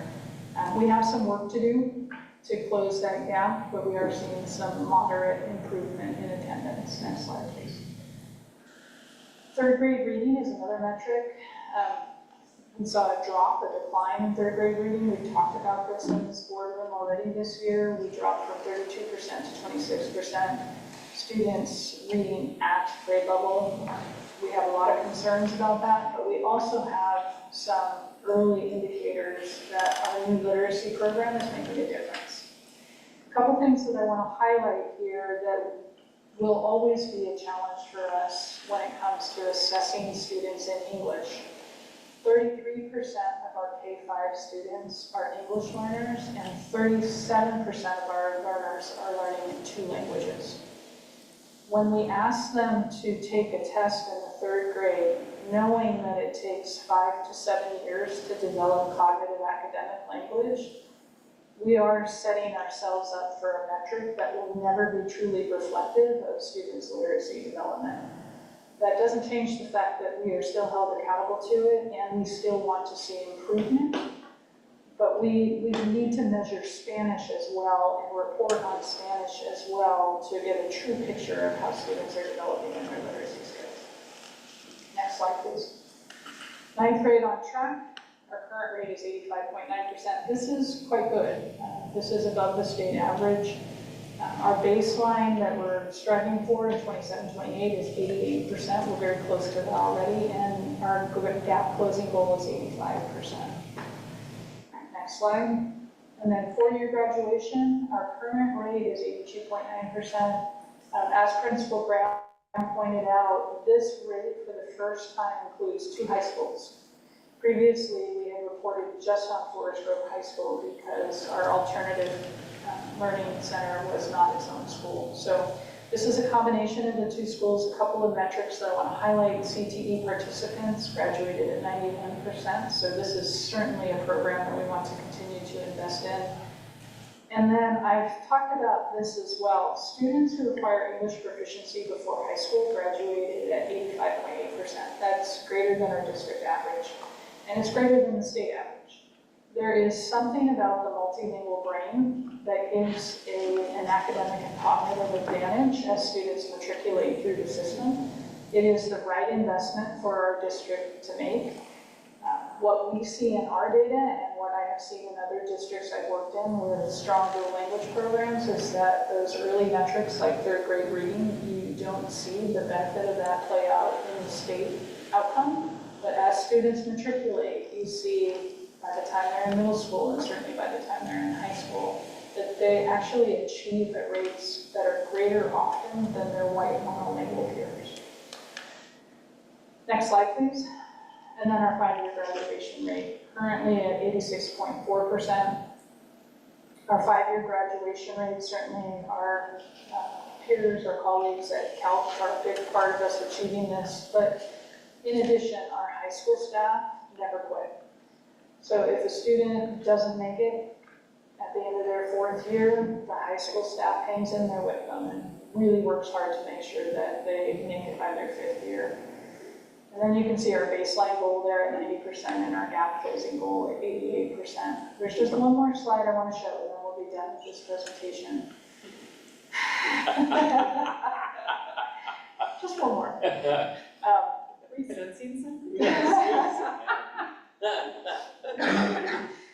Open for questions. Sorry. Throughout our plan, we prioritize our effort to achieve equitable outcomes. There is a lot of conversation across the country right now about whether we can use the word equity or not. Yes, we can use the word equity. Equitable outcomes means that we are giving students what they need when they need it. And we are doing that so that they have the same opportunities and the same options for a choice-filled adult life as any other student that is participating in the high school. So for us, our equity commitment is that we prioritize language access and belonging. It's aligned with House Bill 3499, which we've had some conversations about. It's aligned with our district equity lens. And it focuses our support on English learners, students experiencing poverty, and emerging bilingual and historically underserved populations. So that will remain a core principle of our learning process. So I'm done. What questions may I answer? I don't have any questions, but I do like the way this is laid out. It's really clear. So I appreciate that. Even the last slide. Kate, Mark, any questions or comments? No, I would just echo what Brad said. I like the layout of it. Yeah. I also like the layout, and I like to see the graph showing the gradual increase. Very well done. Thank you. All right, thank you, Dr. West. We're going to move on to science adoption recommendation with Arturo Lomeli, Director of Teaching and Learning, and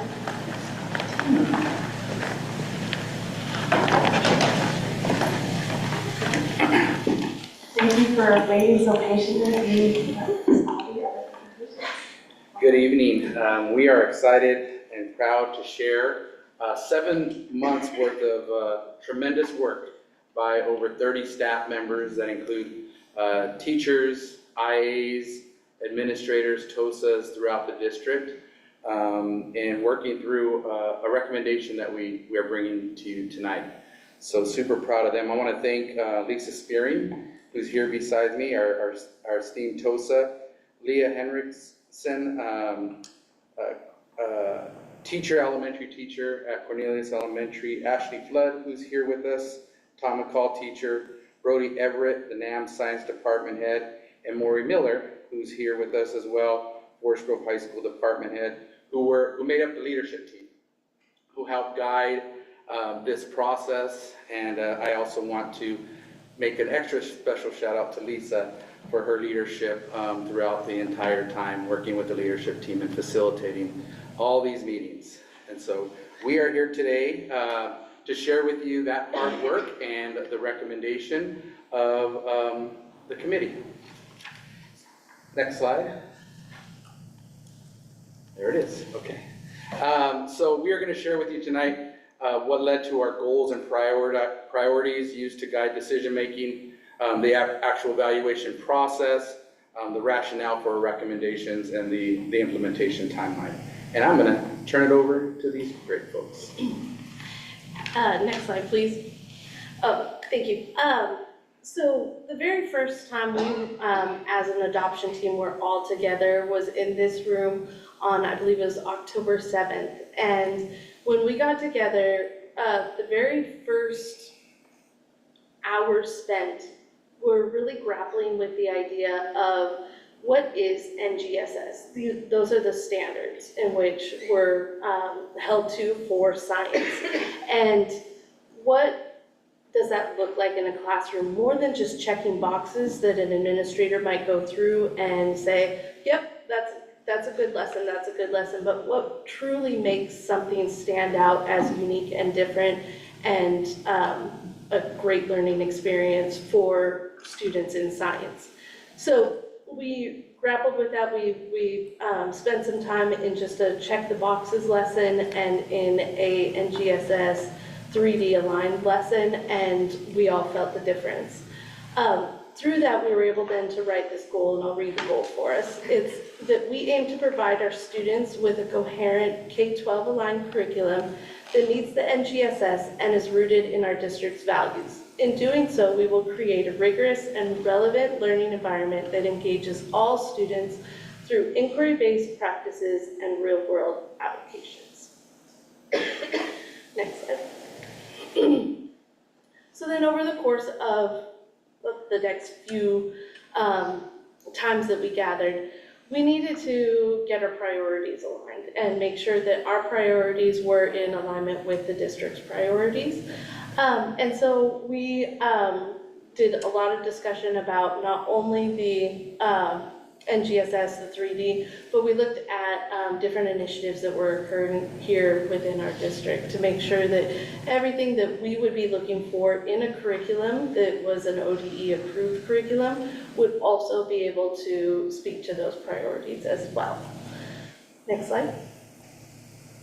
And all of those were so important that nothing could be crossed off a list, but we also couldn't put, I didn't count how many were on the list, but like 9 different rubrics in front of our leadership team when we were going to screen over 20 different curricula. That would take a very long time. So what we did was we did group them together into 4 different rubrics, and so they had very long descriptions underneath them. And as our leadership team looked at the curricula that the state had approved, we looked at it against our district's priorities and said, is this something that would score highly with and be in alignment with us, or is it something that wouldn't? And in doing so, 2 elementary curricula stood out and 2 of the secondary stood out. So we decided to move forward with a pilot of amplifying TWIG for the elementary pilots, and then we moved forward with McGraw-Hill and Savas for the high school pilot. So, do I need to? Hi. So for elementary, we are recommending TWIG science, and here's a picture of a couple of my students doing an experiment in our watersheds unit. So TWIG is an excellent science curriculum that meets the needs of our diverse student population. We noticed that it had great, strong Spanish resources that supported our dual language programs. It also had a lot of great supports to support English learners and Spanish learners, which we thought was great. There were also a lot of suggestions for differentiation for our ELD, students receiving ELD supports and special education services. And there were also extensions for students who need a little bit more challenge. And students got to use their workbooks, which were called their TWIG books, their science journals, and they got to read passages about water around the world. They got to annotate the text, which will help them in their language arts classes. And they also got to take notes in their workbook next to the articles, which stood out to us. I teach 5th grade, so in my 5th grade class, this was our watershed experiment where students got to design and create their landscapes after we learned about our local watershed and other watersheds around the world. And they learned about water scarcity around the world and how humans, animals, and plants can survive on limited water, and how there are different environments than what we may have here. And in this experiment, they had to spray food dye and soy sauce onto their landscape, and then they used a spray bottle to simulate rain, and they got to see where the food dye and soy sauce, which was the pollution, where it would go and how fast it spread. So they had to analyze and think about how did that happen. And then they also had to work together because they had to build it. They had to decide on who is going to do what role. And yeah, so overall, we really liked Twig, and I haven't seen my students that excited about science in the 3 years I've been there, so it was great.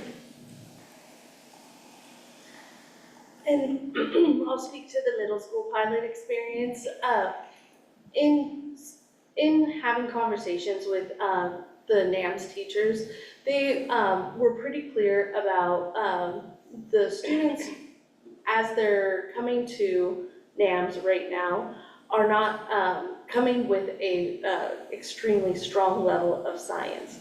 What they were excited about to see in Twig is that they saw that K-12 alignment, that potentially a student who starts in kindergarten would have that experience of being a scientist and learning science to a high level through literacy, through data collection, through graphing, and be able to transfer that knowledge to the middle school to where they're not starting at the ground zero point once they arrive at middle school. They're starting on a very strong foundation and then being able to expand upon that, which then would only help our K-12 alignment once high school once the students were moving into the high school.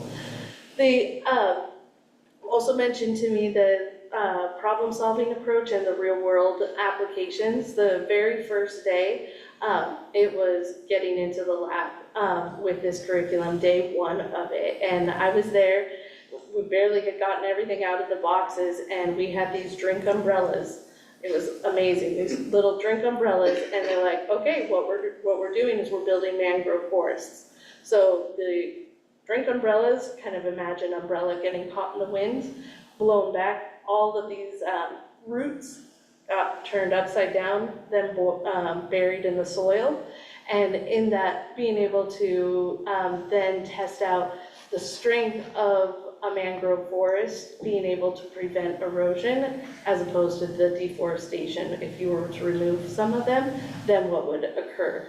And all of this happened through the lens of literacy, through the lens of data, day one, out of the box. So they are excited about the opportunities for the students to collaborate, have critical thinking, and have way more things for them to be able to do than they would ever even be able to try to accomplish. There's a lot to unpack within there. So their recommendation was Twig.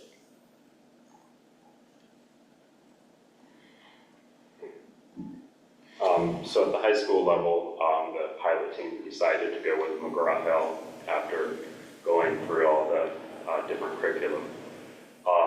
One of the biggest reasons was it's very accessible for our students. It's written at a level that they can understand, but without watering down the content. And so I think that's very important that they can access the materials, but at the same time, they feel confident with understanding them. At the same time, it has lots of good multilingual supports available for students. And then another reason we decided to go with McGraw-Hill is it aligns with our new freshman physical science course. And we're going to go back to a traditional freshman physical science course that's first science-based with physics as well. That way we can hit a lot more NGSS throughout the course. And then the third reason is it just has lots of hands-on activities where a lot of the other curriculum just didn't have as good a quality hands-on activities for our students. Next one. There were a few opportunities for community and parents to give feedback. We had tables set up at each of the spring conferences at all of the schools, in which there were QR codes that they could review the materials and then provide any feedback on the QR codes. Those were not widely utilized, so we did offer another curriculum opportunity to provide feedback, or a community opportunity to provide feedback. And so on April 9th, we had that here at the district office. It wasn't attended, like, we didn't have a ton of attendance, but we were able to gather some feedback. And the feedback that we did get for Twig and for McGraw-Hill were very positive and in line with what the teachers saw as they were teaching it. It was a parent of a student, and then also a community member who teaches at the university and was looking at the science, the high school science, to see if it was in alignment with what they would expect to be seen as kids leave high school and go into college. So it was kind of the perfect person to come by and then be able to have quite a great conversation with and provide feedback. So those were the statements that she was willing to let me use, and so that is kind of for you guys to read. So the recommendation in terms of implementation with those two curriculums is similar to what we did with math. The K-4 level, we would have a partial implementation for next fall, meaning we'd identify 5 to 10 teachers that would implement the curriculum, allows us time to develop the report cards. If you recall, we had a delay in math, and so we didn't want to stack them together. They're just going to be a year behind in this partial implementation. There's also a key point here. We got to develop the report cards, but we also have to address these time constraints. That is a growing issue for us. We know that we're not in compliance with PE minutes. This is at the K-4 level. That is a challenge for us. We know that our math curriculum has demands of 75 minutes for that curriculum, literacy minimum of 90, and we're up against it, to be honest with you. The biggest question K-4 teachers have is, this is great, we love it, we're excited about it, but when are we going to do it? And how are we going to do it? And so that's something we're going to circle back to next year with the board and explore what are possibilities there. So that continues to be a challenge for us. So that gives us a year to kind of figure that out for our elementary teachers, okay? And as I mentioned earlier, just kind of it helps with the math adoption full rollout next year. But at the 5th through 12th grade level, we're full go. Full implementation of Twig Science next fall, and for McGraw-Hill this coming up fall as well. So we'll be going strong. Next slide. And in terms of estimated materials costs, we're looking at $1.1 million estimate right now. That is just on the materials. We kind of talked about it earlier about generally speaking, adoptions that are about 1 million. This does not include the professional learning plan. This is just what we'll bring to you in order for approval in our next meeting in order to purchase materials over the course of the lifespan of this adoption. And so we'll be taking that portion out of this year's budget, next year's budget, the following year's budget. As we mentioned earlier, we're kind of spreading it out over time so that we're not just having to pay for it all up in front. So, yeah, next slide. Any questions? I don't have any questions. I just appreciate the detail in the explanation of the lessons and then also the process. It's helpful to see how you got there. Kate, Mark, anything? What do you project as the estimate cost for professional development going forward? Top of my head,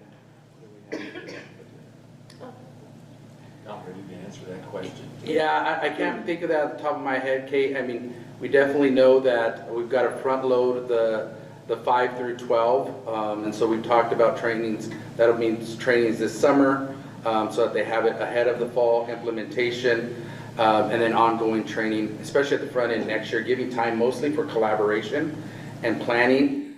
I'll get back to you, Kate, on that if you don't mind, so that I give you a truer number. Okay, thank you. All right. That's it. Thank you, everybody, for staying late. You had to, but thank you. Appreciate it. Thank you. Well, they were number 3. We are moving on to action items. We're going to start with health adoption postponement. Again, Arturo.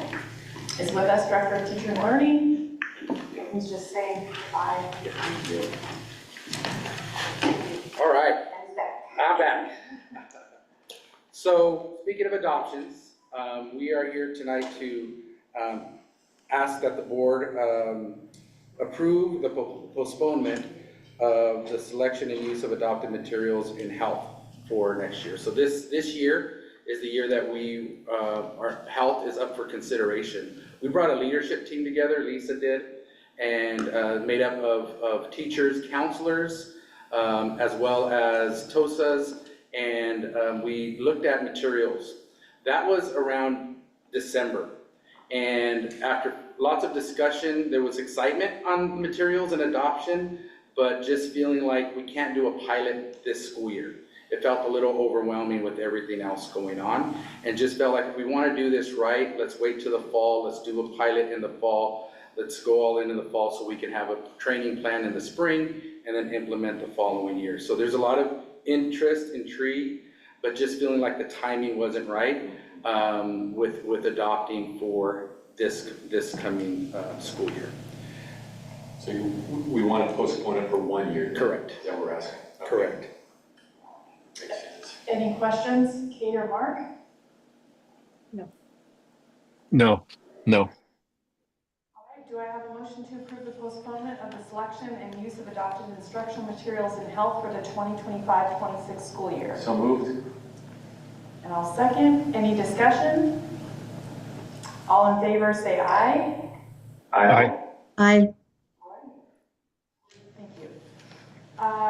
Network switch purchase, our technology manager, Enrique Pignon. Good evening. The first item before you is going to be the network switch approval.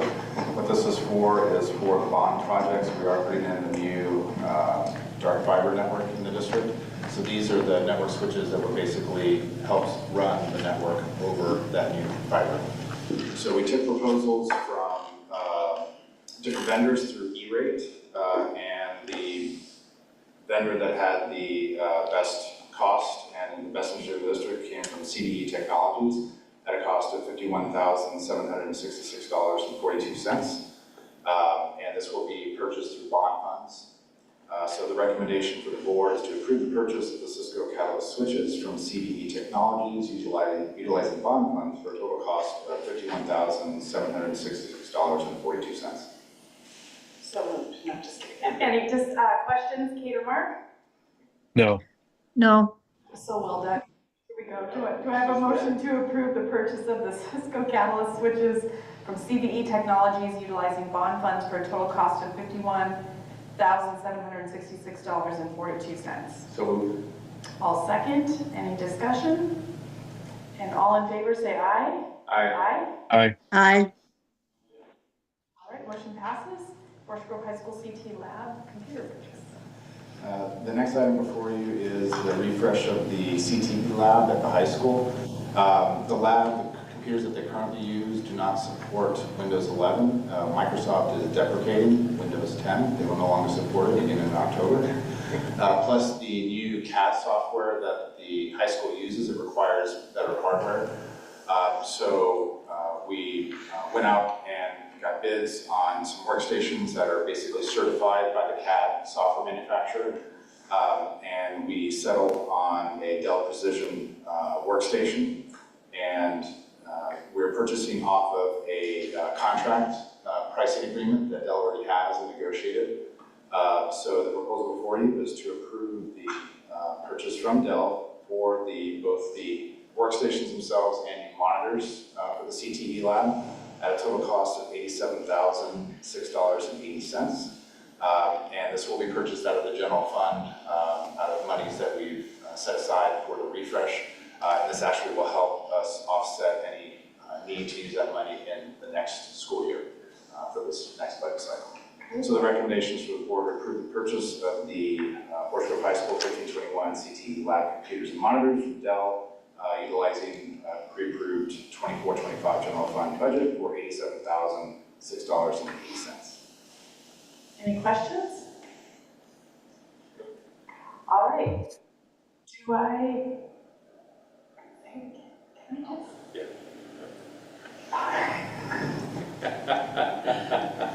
Do I have a motion to approve the purchase of the Forest Grove High School 1521 lab computers and monitors from Dell, utilizing the approved 24-25 general fund budget for $87,006.80? So moved.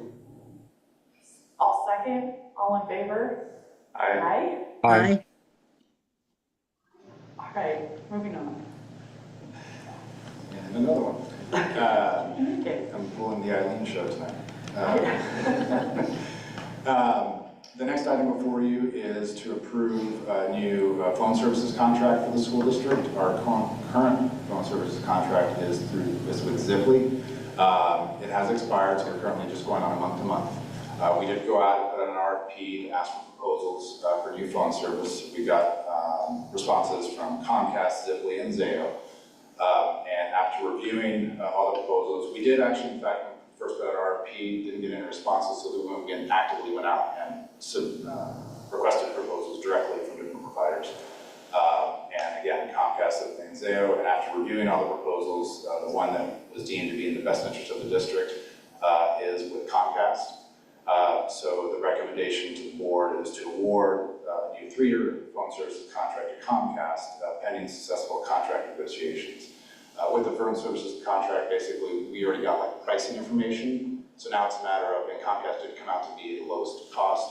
We just need to negotiate the details about the little long distance services, number of circuits, whether or not we want to have failover or have inline services. So those little things. Once we negotiate that, then we'll have a final contract. So is there a top range or any kind of range in there, or do we just approve? The estimated cost, not adding on to add-ons, taxes, services, and fees, it'll be about $2,000 a month. That is about a $4,000 a month savings from what we're currently paying. So we're currently paying over $6,000 a month, and now we're going to be paying around $2,000 a month. So the final cost Not that much of a difference. It's a difference because we're switching from a PRIT1 service to a SIP service. So basically, whatever that is. You know, we don't know that. I don't know. We're basically moving, I'm putting it more simply, we're basically moving from a more analog system to a more digital system. Okay. Kind of leveraging the kind of work that we're putting into improving the network, both with the dark fiber and the services. So now this is going to be more of a digital phone service that we'll be switching to. So there is some savings there. So in the recommendation, there's no cost. So, but you just said that 2,000 about. Right now, we're estimating at about $2,000 a month.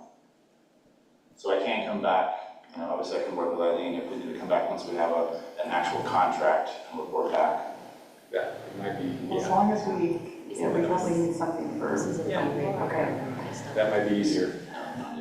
So pause on that? What? Or just, Yeah, I think we may need to pause on this until we have an actual contract. We'll bring it back once that's ready. Okay. or could we say up to X amount if you know it?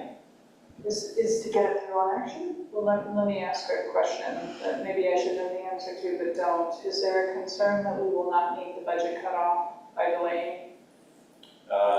No. It'll be 3-year. So that's what's causing it to be over 50,000. Yeah. It's because it's a Can we 3-year. Can we just move it to the next? Yeah, we'll move to the next one. Okay. Yeah, that's All right, good. All right, Cornelius student Chromebook purchase. Yes, last one. So this next item before you is to approve the purchase of new Chromebook or student devices for the new Cornelius Elementary School. So we went out and basically demoed different Chromebooks from different providers and then settled on one that we found to be in the best interest of the district, which turned out to be an Acer device, Acer Chromebook, their latest education line of Chromebooks. And we took proposals from different vendors, CWG, SHI, and DCW. The lowest cost came from DCW at $164,500. And this would be through bond funds that we've set aside for the new Cornelius Elementary School to outfit them with new devices. So the recommendation is for the board to approve the purchase of the Cornelius Elementary School student Chromebooks from DCW for $164,500 utilizing bond funds. Okay. Do I have a motion to approve the purchase of the Cornelius Elementary School student Chromebooks from DCW for $164,500 utilizing bond funds? So moved. I'll second. Any discussion? All in favor, say aye. Aye. All right, thank you, Enrique, and we are going to move on to Director Clute for Dilly Elementary School. Good evening. Tonight, I at least am not the one with the most action items. Dilly Elementary is the first one. As part of our 2022 bond promise, our commitment was to ensure that every elementary school had a classroom that was designed for a preschool and capacity for a preschool if and when we are funded for it. And so Dilly Elementary School, we are designing and adding a classroom onto the back of the building where the current garden is. And then we will renovate a classroom up close to the front office into the preschool. And so that gives us both a pre-K classroom and capacity for a pre-K at that building. Because of the simplicity of this building and this construction project, we went out for a hard bid procurement process.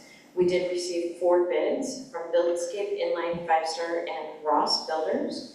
Based on the proposals, we are recommending to award it to Buildscape for $1 million, $28,689, utilizing the 22 bond funds. Any questions? Do I have a motion to award the project to Buildscape in the amount of $1,028,689 utilizing the 2022 bond funds? So moved. I'll second. Any discussion? All in favor say aye. Aye. Aye. Aye. All right, nutrition services. All right, so the next one we have tonight is also part of the 22 bond commitments, and this is our phase 2 of 3. This upcoming summer, we will be doing Harvey Clark, Fernhill, Tomahawk East, Tomahawk West, and Joseph Gales nutrition services equipment replacement. And this depends, it varies between building on what equipment is being replaced, but it's everything from combi ovens to dishwashers, walk-in coolers, or freezer replacements based on the needs list that was completed pre-bond. We did receive quotes from Curtis Pittman and Roses. Based on the quotes and their ability to be able to provide both freight and installation within their quote, we're recommending to award the bid to Roses for $299,260.73. Do I have a motion to award the purchase of nutrition services equipment through Roses for $299,260.73 utilizing bond funds? So moved. I'll second. Any discussion? No. All in favor say aye. Aye. Aye. Aye. Aye. All right, Harvey Clark. All right, last one I have is the Harvey Clark Construction GMP. We have already brought to the board the process to use a construction manager general contractor, and we have already selected 5-Star Builders through the board as awarding of that contract, and now we are to the phase of awarding the maximum guaranteed price. 5-Star has been able to go out and bid all of the sub-projects throughout it through a competitive bidding process, and that is the maximum guaranteed price is $5,771,789. This does exclude the 2 classroom addition that will be for the pre-K capacity and the classroom addition at the end. That project got started a little later, so that will be a change order brought to you in a future month. Do I have a motion to approve the procurement with 5-Star Builders for $5,771,789 for the Harvey Clark seismic and renovation projects to be funded with the 2022 bond funds? So moved. I'll second. Any discussion? No. All in favor say aye. Aye. Aye. Aye. All right, and I noticed Bethany put a nice little thing, do not read these. Okay, so we're gonna go ahead and adjourn at 8:17. Thank you, everybody. Good job. Thank you. Thank you, Kate. Thank you, Mark. Yep. Safe travels.